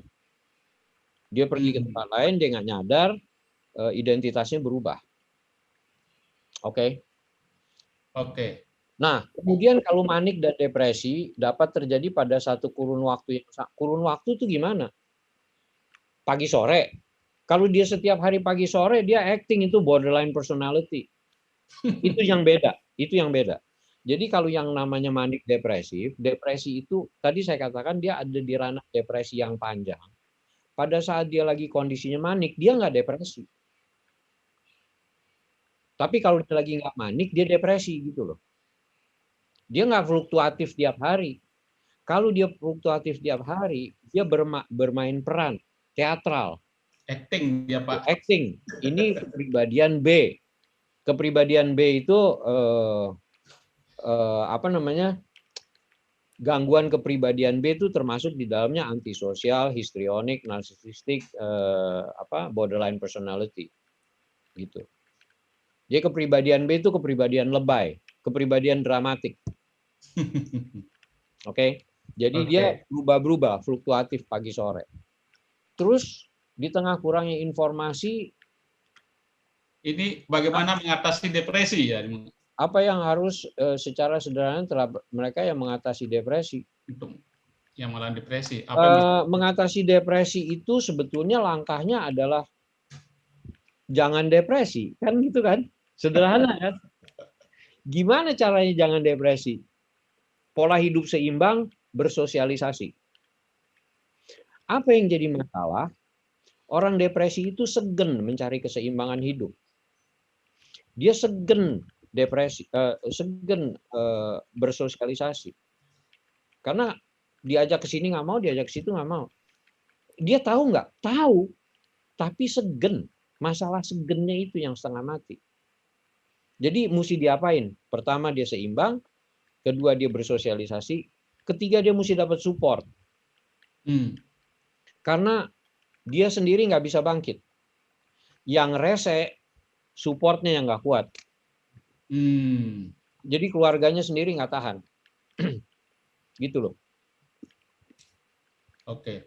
Artinya Pak Monty, kalau ada anak-anak yang memang dia hanya cocok untuk berteman dengan teman-temannya tertentu saja, sehingga jarang dia punya banyak teman, itu bisa mengalami ini Pak, depresi ini Pak. Iya bisa, tapi ada kepribadian withdrawal juga, ada kepribadian yang memang schizoid namanya. Jadi ada kepribadian ini adalah jenis kepribadian yang menyendiri.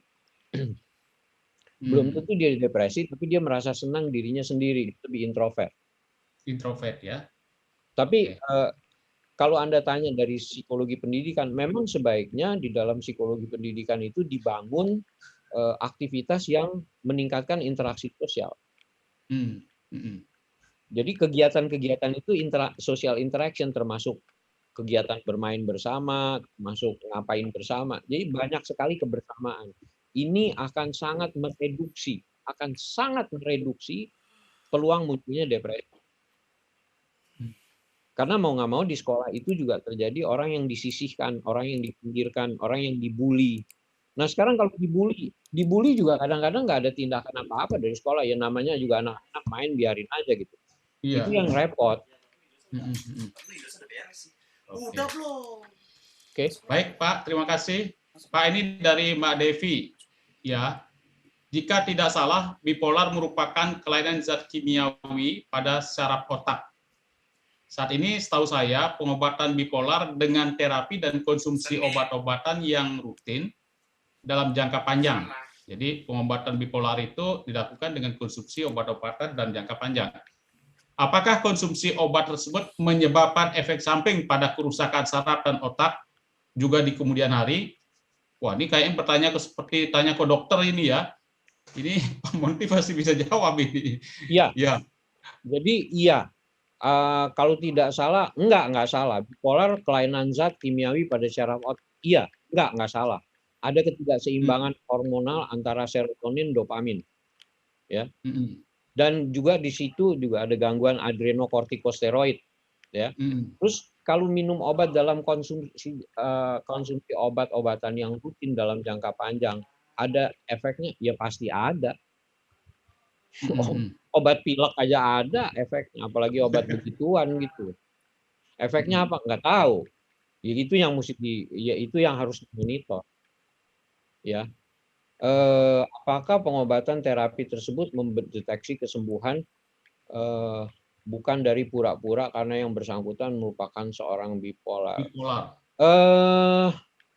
Makanya harus dimonitor. Kalau seseorang itu, jadi nggak cuma sakit, kita sehat aja harus dimonitor. Kita sehat tuh harus dimonitor kalau aturannya nih, aturan idealnya. Kalau udah di atas 40 tahun, monitor tuh setahun 2 kali. Jadi cek kesehatan itu setahun 2 kali, itu untuk monitoring. Apalagi kalau kondisinya ada gejala seperti ini, memang monitor. Yang jadi masalah untuk monitor itu kan uang. Yang jadi masalah untuk ngecek, 1 uang, 2 kecemasan. Begitu tahu balance ketubuhannya gini, waduh, gua kenapa nih gitu.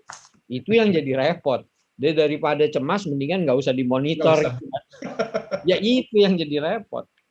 Tapi kalau idealnya mestinya dimonitor, apalagi kalau ada gangguan gitu. Jadi ketahuan. Iya. Ya. Takut tidak diberikan makan enak, jadi nggak usah monitor cek kesehatan Pak ya. Ya. Nah, high protein. Jadi kalau makanan-makanan yang begini, yang jenis high protein atau highly stimulant itu dihindari. Nggak boleh kebanyakan kopi, hanya gitu loh. Oh, gitu ya Pak ya? Ngomong-ngomong, saya doyan kopi loh, saya minumin kopi terus. Wah, maka tadi saya agak tercengang Pak. Saya soalnya peminum kopi setiap hari Pak, dan jangan-jangan terpengaruh. Kalau nggak dikasih minum kopi, sakit kepala Pak, itu saya. Nah, yang celaka kalau misalnya skizofrenia tuh banyak minum kopi, karena skizofrenia itu dopaminnya terlalu tinggi. Jadi kalau dia minum kopi, dia minum obat antipsikotik, tapi minum kopi ya nggak ada guna. Dibalas. Oke, baik, terima kasih Pak Monty. Ini pertanyaan dari Mbak Julia Roswani, ya. Apakah adaptasi alat ukur 7up dan 7 down inventory dapat digunakan kepada karyawan yang menjalani working from home? Elaine? Ini tujuannya untuk apa ya, Mbak Julia, kalau boleh tahu sebelumnya? Mbak Julia? Baik, selamat malam Kak Elaine, Pak Monty, Pak Made. Iya, malam. Ya. Jadi di sini kita kan jarang berinteraksi ya, terutama saat working from home. kalaupun di kantor kita tahu karyawan itu keadaannya seperti apa karena kita ketemu, kita tahu bagaimana emosinya dia, feelingnya dia gitu. Kita ketemu, tapi saat working from home kita sama sekali minim interaksi nih. Jadi kalaupun ditanya tujuannya, tujuan awalnya ya memonitoring kesehatan mentalnya, apakah dia mengalami up and down ini sih. Gitu Pak Ila. Iya, karena kan 7 Up 7 Down ini untuk screening gangguan bipolar gitu ya. Maksudnya kalau misalnya berarti tujuannya untuk apakah karyawannya ada yang punya gangguan bipolar seperti itu ya? Iya Kak. Oke. Ya, kalau seperti itu bisa untuk dilakukan untuk di karyawannya. Dan kalaupun nanti misalnya memenuhi persyaratan dari alat ukur, berarti nanti karyawannya ini harus menjalani asesmen lebih lanjut untuk benar-benar dapat diagnosis bipolar seperti itu. Bipolar ya. Berarti screening awal nih Yul. Iya. Mungkin saya bisa menghubungi Kak Ilen habis ini.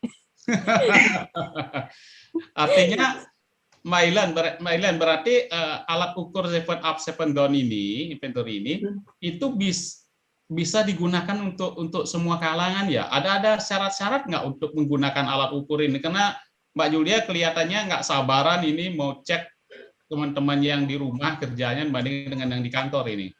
Ada syarat nggak Mbak Ilen?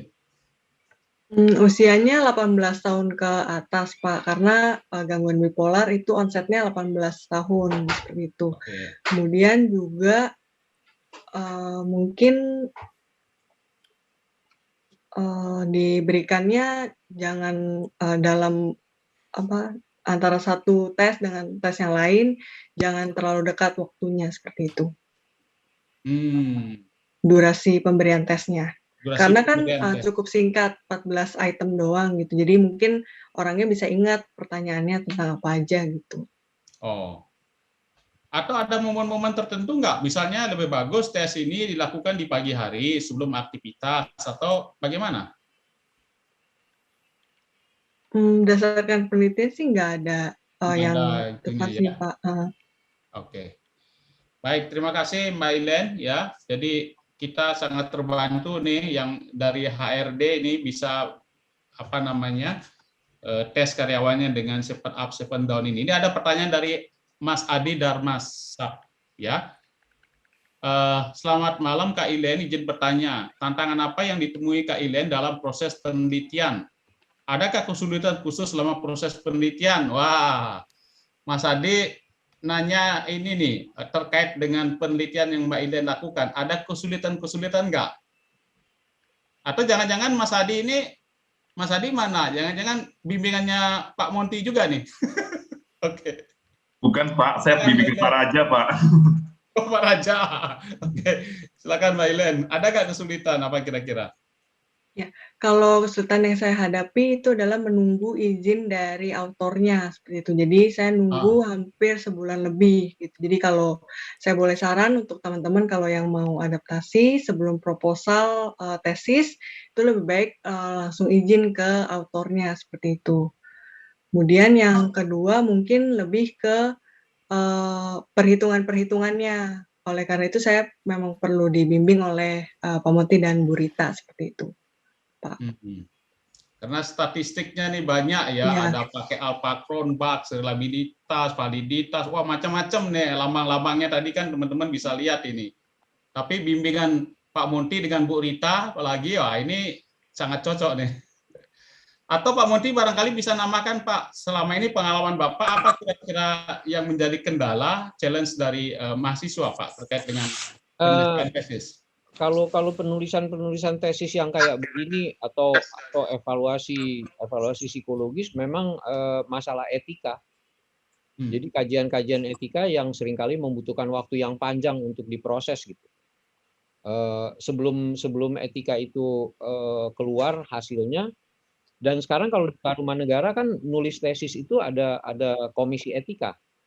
Boleh nggak dilakukan? Layak nggak dilakukan? Dosen juga melakukan seperti itu.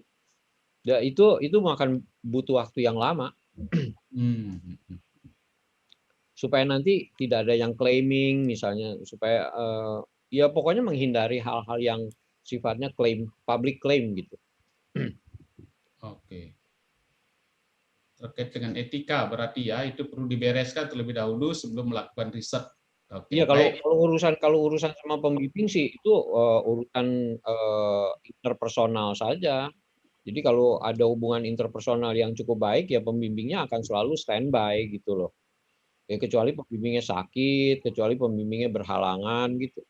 Tapi terutama kalau Elaine ini menunggu jawaban dari publisher utama atau yang buat authorship, dan itu nanti juga hasil ini harus dilaporkan kepada yang bersangkutan karena dia juga nunggu gitu. Lu minta izin sama gua terus apa hasilnya nih gitu. Dia juga nunggu itu. Dan itu akan makan waktu karena juga ini kan Elaine kan menulis dalam bahasa Indonesia, dia mesti translating di dalam bahasa Inggris, dia mesti kan autornya bahasa Inggris. Jadi dia mesti kalau mungkin ini harus dipublikasi internasional gitu. Gitu. Oke. Waktu itu Mbak Elaine berapa lama Mbak nunggu dari sejak pengajuan sampai autornya memberikan izin? Pada saat itu sekitar 1 bulan lebih, 1 bulan setengah mungkin. Karena pada saat itu lagi liburan summer juga di US. Jadi memang di emailnya dibalas bahwa sedang liburan seperti itu, Pak.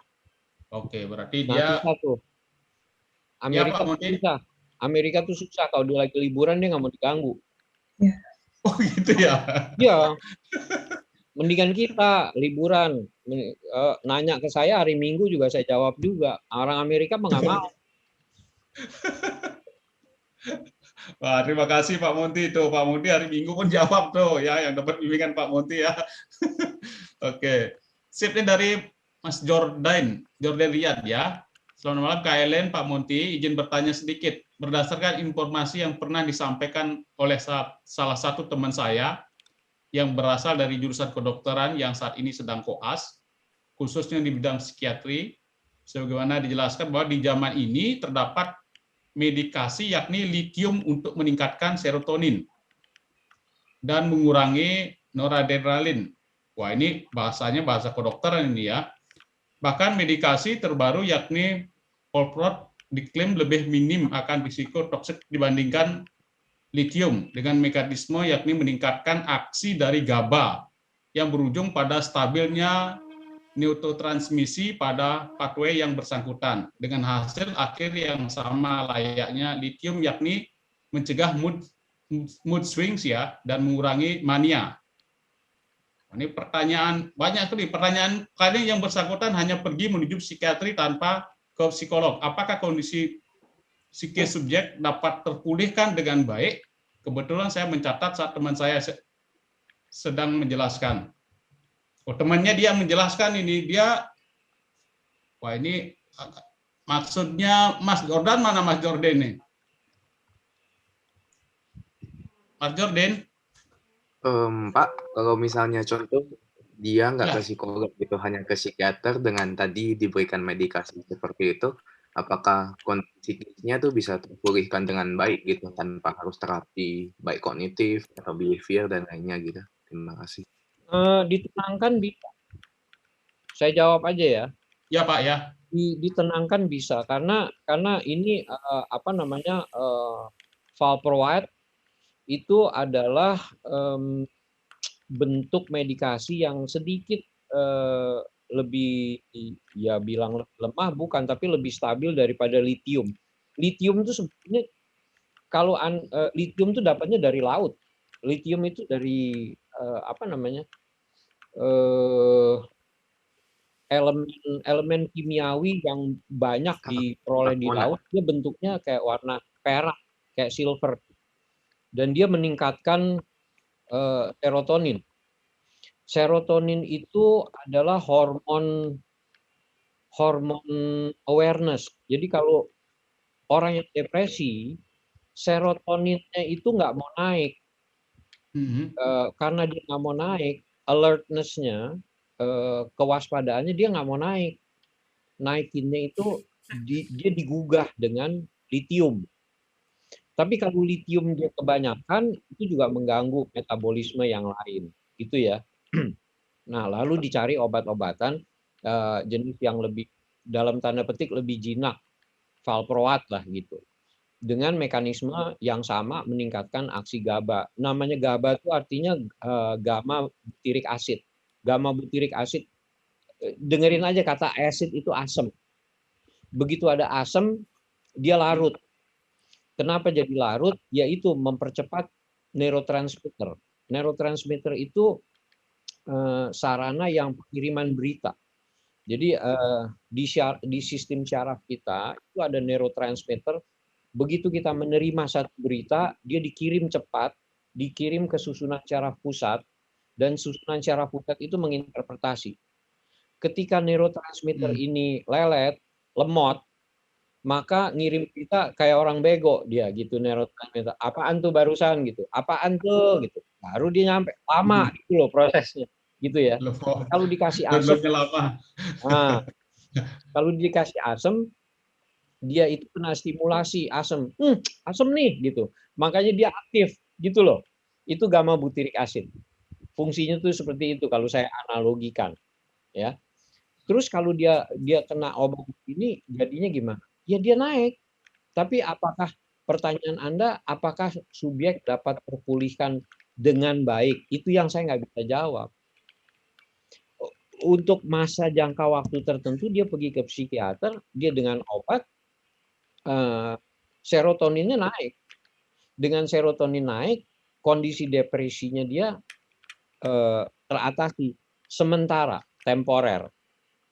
Nanti dampak obat itu turun, asidnya dia kan turun lagi, kan habis kan obatnya, kan asidnya turun lagi. Karena asidnya turun lagi, dia jadi lemot lagi gitu, ya. Nah, kan dia minum obat terus. Karena dia minum obat terus, badan individu yang bersangkutan itu jadi bergantung kepada obat. Badannya itu, hormonnya itu, kelenjar kerjanya itu menjadi males. Dia juga nungguin obat gitu.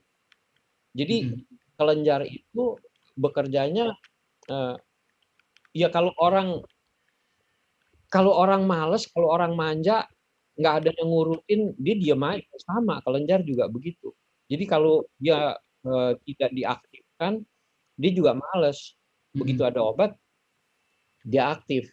Nah, tujuannya psikologi sebetulnya itu adalah untuk mengaktifkan itu. Jadi pertama obatnya itu memperbaiki kerjanya dia, nyadarin gitu. Oi bangun. Asam nih, asam gitu kan. Begitu asam nih gitu. Dia nyadar, begitu nyadar terus bujukin secara psikologis, dibantu dengan cara ini, dengan cara itu, supaya dia juga aktif sendiri. Tapi kalau nggak ada bantuan itu, dia bergantung pada obat, itu yang menyebabkan ketergantungan nantinya. Gitu loh. Oke, kena pengaruh obat tadi. Oke. Baik,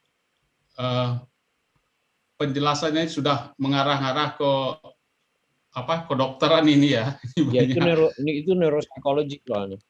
Oke, baik. Terima kasih, Mas Jordan ya. Ada pertanyaan lagi nggak, Mas Jordan? Cukup ya, sangat jelas dari Pak Monty tadi. Ya, Mbak Suli bertanya nih. Saya mau bertanya dari yang saya dengar pada penyampaian di sini. Bipolar kan tidak mudah dideteksi. Bagaimana kalau terapi dengan hipnoterapi? Apakah dapat mendeteksi bipolar dengan lebih cepat? Nggak bisa. Nggak. Nggak bisa. Saya punya S3 di hipnoterapi. Nggak bisa. Saya udah meneliti, nggak bisa. Hipnoterapi itu bukan untuk bipolar. Hipnoterapi itu untuk kecemasan. Oke. Hipnoterapi itu tidak efektif untuk yang lain, tapi dia efektif untuk kecemasan. Jenis-jenis anxiety.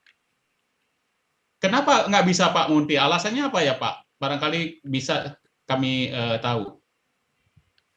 Kenapa nggak bisa? Ya karena kan ini jenis depresi. Ini tadi saya udah jelaskan, ini jenisnya depresi. Serotoninnya rendah. Serotonin rendah, awareness-nya rendah, ya kan? Awareness-nya rendah, terus dia dikasih hipnosis, dia tidur, lebih rendah lagi, bobo. Oke. Nggak ngefek hipnosis. Jadi kalau hipnosis mana bayarnya mahal gitu, nggak ngefek. Lagi ngetrend soal ini, Pak. Saya hipnoterapis. Nah, Saya itu. sendiri mengatakan itu tidak efektif. Jadi Oke, orang yang pergi ke hipnoterapis untuk mengatasi bipolar dan nggak bisa. Oke. Baik. Ya, jadi hipnoterapi nggak bisa nih, Mbak Suli ya. Selanjutnya Mbak Siva ini.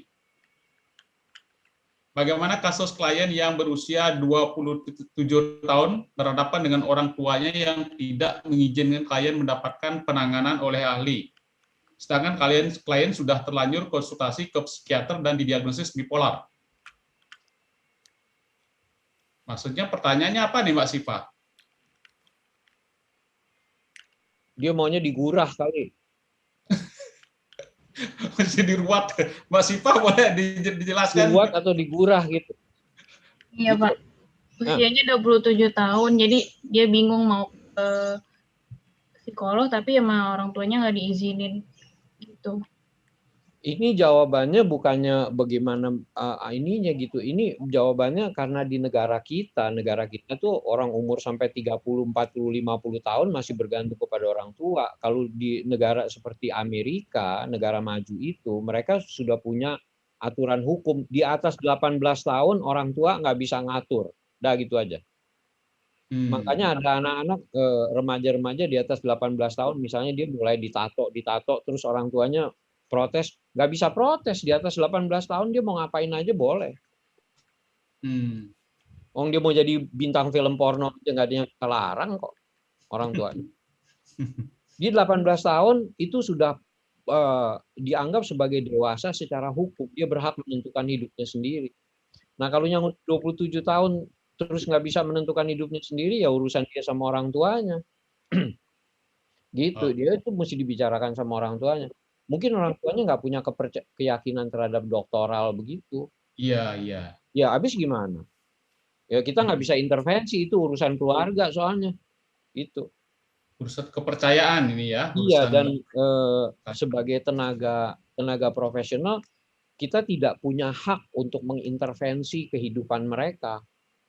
Ya, merekanya yang harus punya pertimbangan-pertimbangan itu gitu. Oke. Pak, terima kasih Pak Monty. Oke, baik. Ya, silakan teman-teman, ada yang mau bertanya lagi, silakan. Masih ada waktu kita, ya, 19 menit dengan Mbak Ilen dan Pak Monty. Kalau enggak, Mbak Ilen boleh diceritakan Mbak Ilen penentuan teknis. Kita kan lihat tadi Mbak Ilen menentukan partisipan bipolar dan non bipolarnya itu, ya. Kan teknik pengambilan sampel yang teman-teman tahu kan ada random, convenience, dan lain sebagainya gitu ya. Nah, boleh diceritakan Mbak Ilen, teknik pengambilan sampelnya Mbak Ilen bagaimana? Tuh. Oke. Ya Pak, sebelumnya itu ada Jordan ya Pak, raise hand. Tapi mungkin saya jawab dulu ya Pak ya. Jadi kalau yang untuk yang bipolar itu menggunakan purposive sampling. Jadi memang khusus di komunitas bipolar itu gitu. Kemudian kalau untuk non bipolarnya menggunakan snowball sampling. Itu Pak. Oh, artinya yang bipolar itu Mbak Ilen sudah tahu orangnya itu berdasarkan komunitas tadi itu ya? Iya, kemudian juga ada pencantuman dia didiagnosis apa oleh psikiater atau psikolog siapa, di rumah sakit siapa, kemudian juga minum obat apa, seperti itu di kuesionernya saya tanyakan seperti itu. Jadi untuk lebih memastikan kembali. Susah nggak memperoleh partisipan dengan yang tadi itu bipolar dan lain sebagainya itu? Barangkali jadi ini teman-teman juga. Iya, kebetulan karena sudah kerjasama Pak, jadi memang diarahkan oleh foundernya seperti itu, founder dari komunitasnya seperti itu Pak. Memang foundernya ini yang cukup banyak membantu saya seperti itu Pak. Oke, baik ya, terima kasih Mbak Ilen ya. Ini terkait dengan pengambilan sampel tadi Pak Monty. Ya. Kalau saya boleh kasih informasi, ini wilayah Jakarta, di sekitar Jabodetabek, banyak komunitas-komunitas kayak gitu. Jadi komunitas yang namanya komunitas bipolar, komunitas skizofrenia, komunitas depresi, dan lain-lain. Dan setahu saya mereka itu sangat kooperatif. Jadi kalau ada penelitian bisa menghubungi mereka, mereka itu sangat kooperatif. Setahu saya loh ya. Ya, karena ini adalah komunitas yang memang concern. Jadi bukan NGO, bukan non-government organization yang nggak tahu punya tujuan seperti apa, yang diurusin sama UNICEF dan lain sebagainya. Misalnya imigran, ya. Misalnya imigran, katakanlah imigran dari Timur Tengah yang ke sini terus nggak boleh bekerja dan seterusnya gitu, itu izinnya susah tuh. Itu NGO. Tapi kalau komunitas-komunitas seperti komunitas bipolar, komunitas skizofrenia, komunitas ini, komunitas depresi dan lain sebagainya, setahu saya mereka kooperatif karena ada juga mahasiswa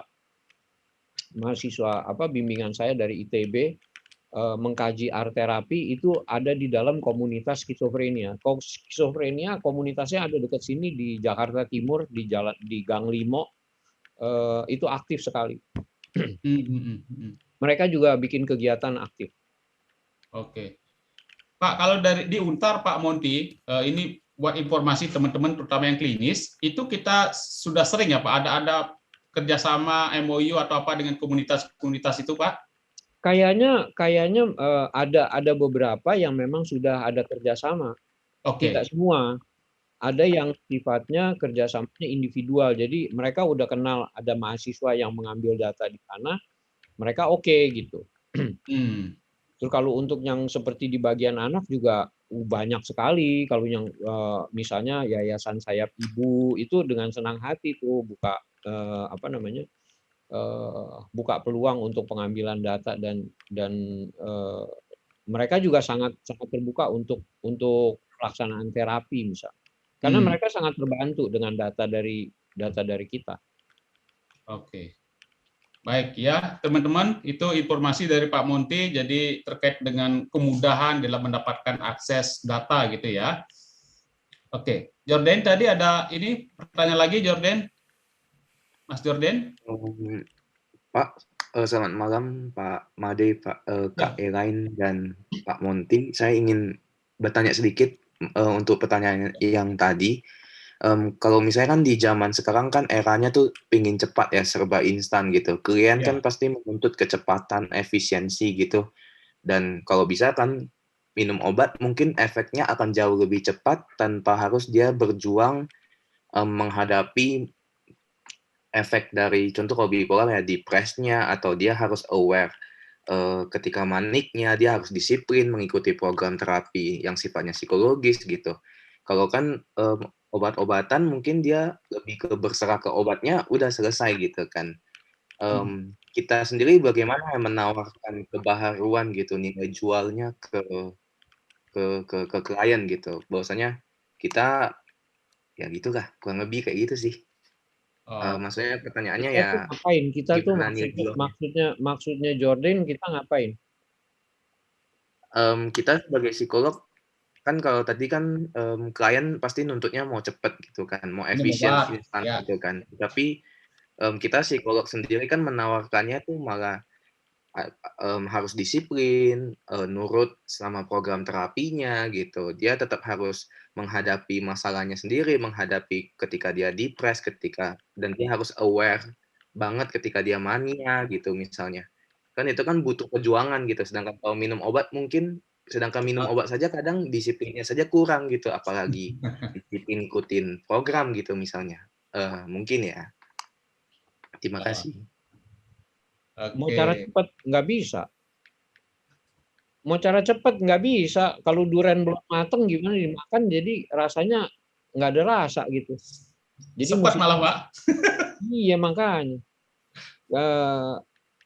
Instantaneous sampai sekarang ya ada sejumlah penyakit yang bisa diatasi dalam waktu cepat.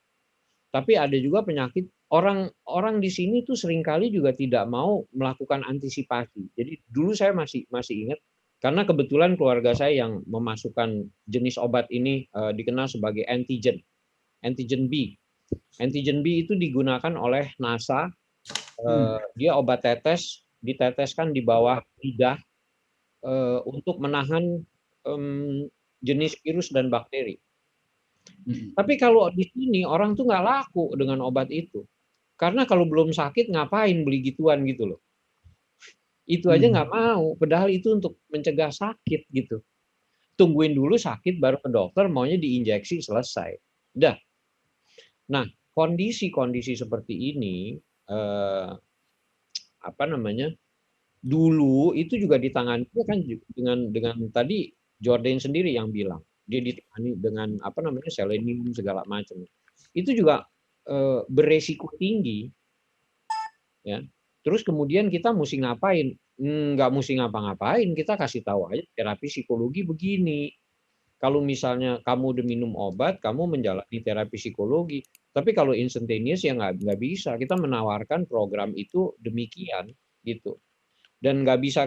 Pertama kita tidak boleh, ya, kita tidak boleh melakukan false witness atau bersaksi dusta. Ya, pokoknya dihipnosis cepat kelar gitu. Nggak ada itu, bohong itu. Nggak ada terapi psikologi yang begitu. Satu itu.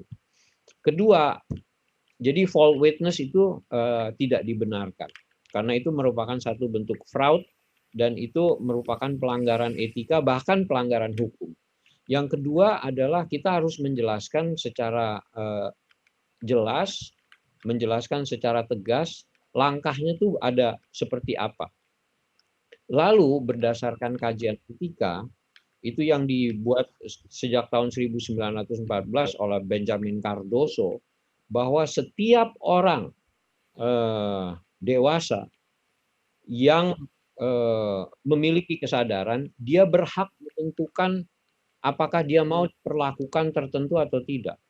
Jadi kalau dia bilang saya nggak mau, ya udah.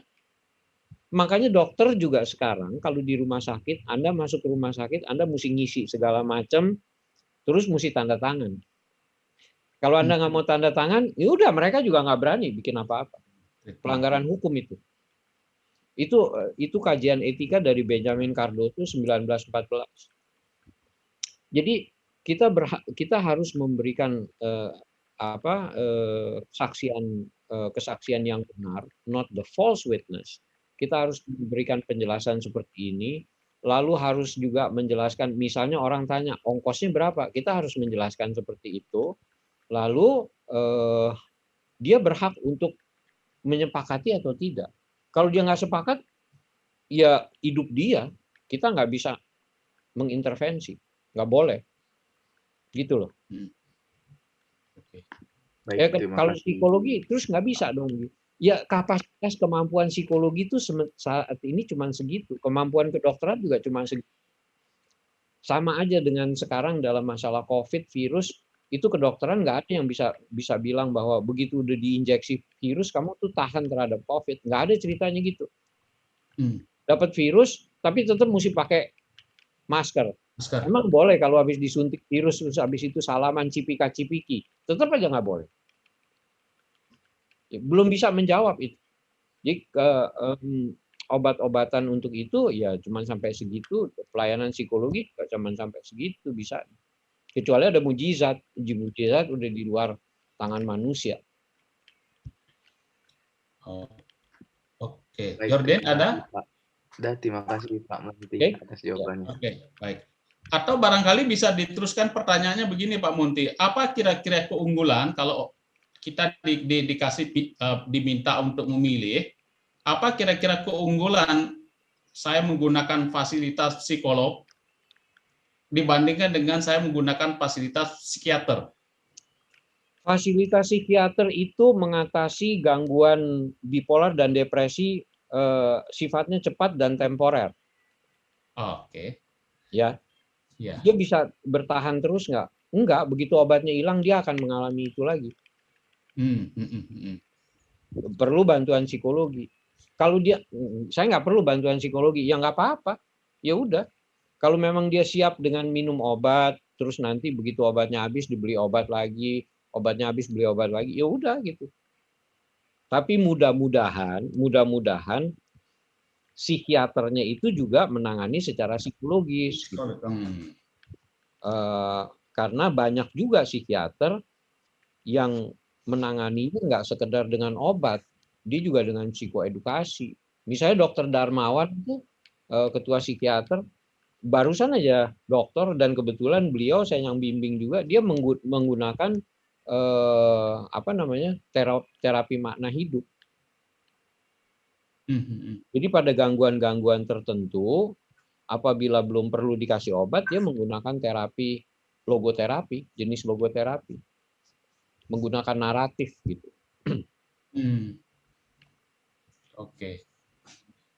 Oke, baik, silakan teman-teman. 1 atau 2 pertanyaan lagi yang langsung bertanya, silakan. Ada barangkali yang langsung bertanya.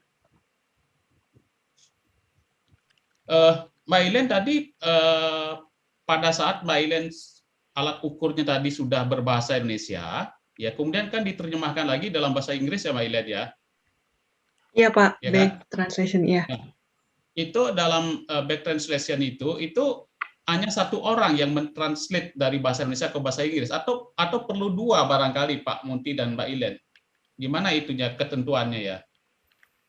Oke. Ya minimal 1 Pak. Kalau dari referensi saya mengatakan minimal 1 seperti itu. Tapi kalau memang bisa lebih banyak akan lebih baik seperti itu. Nanti untuk disintesisnya akan lebih banyak pilihan dan saran-saran seperti itu Pak.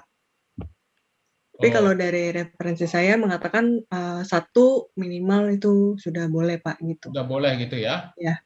Oke, karena ada yang saya baca juga Pak Munti, saya nggak tahu dari mana tuh, saya lupa itu, katanya kalau translate dari bahasa Inggris ke bahasa Indonesia 2, kemudian dari bahasa Indonesia ke bahasa Inggris pun juga 2, ada begitu Pak?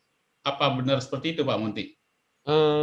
Kalau ini kan sebetulnya seperti prinsipnya seperti iterator. Jadi kalau iterator itu jumlahnya harusnya gasal. Idealnya tuh 3. Oke. Jadi idealnya 3 dan dia reliable. 3-3-nya ngomong begitu gitu. Cuman kalau kita nungguin translator, 3 orang translator tuh nggak kelar-kelar gitu. Jadi kita 1 aja dulu. Langkah. Nah itu makanya di dalam pengembangan penelitian itu senantiasa diperbaiki berulang-ulang. Jadi dikaji lagi, diperbaiki lagi, butirnya digugurkan, diganti dan lain sebagainya.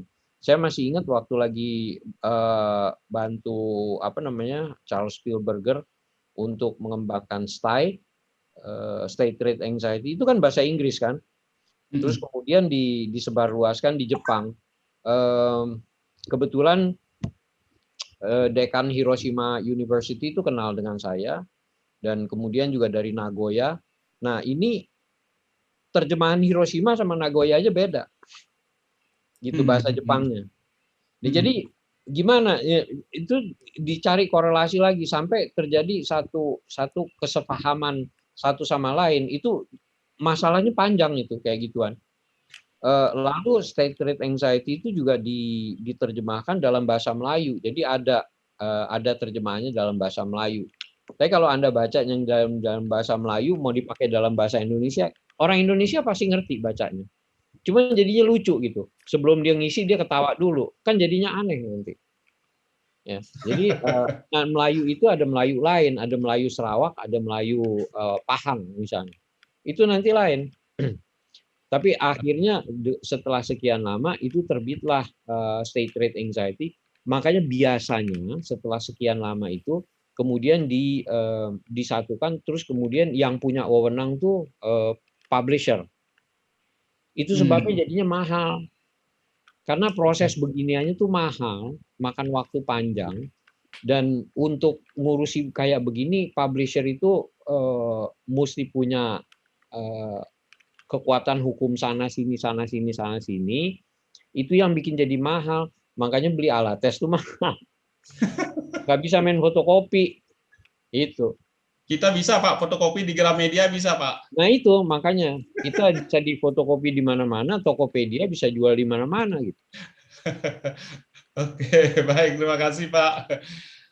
Oke, nah ini terakhir Mbak Ilen, barangkali bisa berikan masukan barangkali ke teman-teman ya. Saya terus terang sangat tertarik dengan judul tesisnya Mbak Ilen ini ya, yang saya lihat awalnya itu adaptasi alat ukur itu kan seolah-olah ini kok bisa dijadikan tesis sih. Ternyata saya seceng di internet Pak Monty.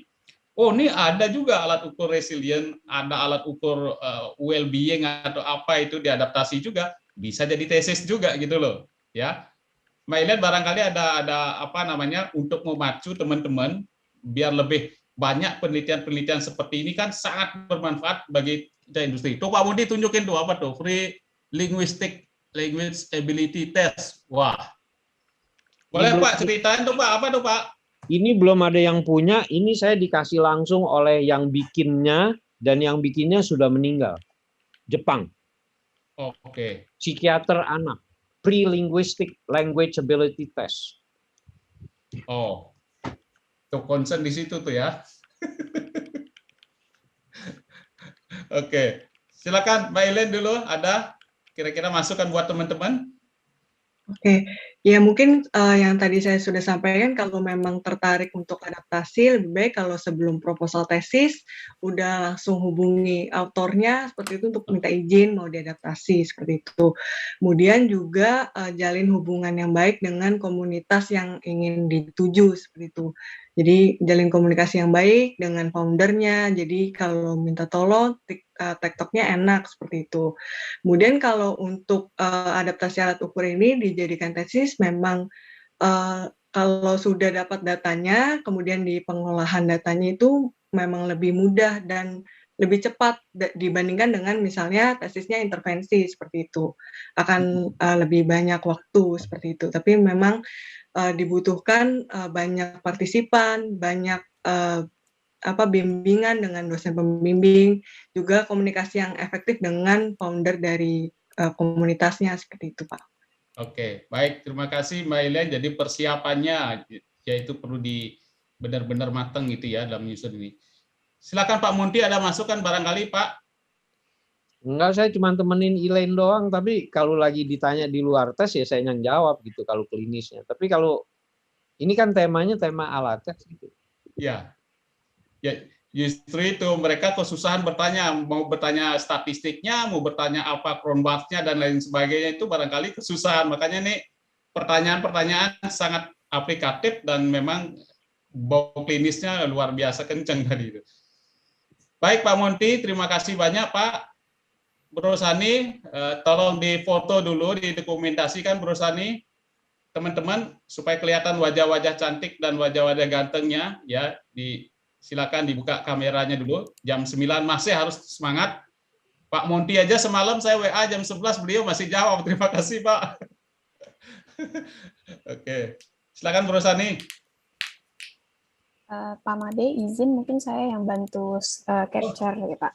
Oh iya ya, silakan Mbak Indah. Sisi Indah, silakan. Oke, 1, 2, 3. Oke, page kedua. 1, 2, 3. Page ketiga. 1, 2, 3. Oke, sudah Pak Made.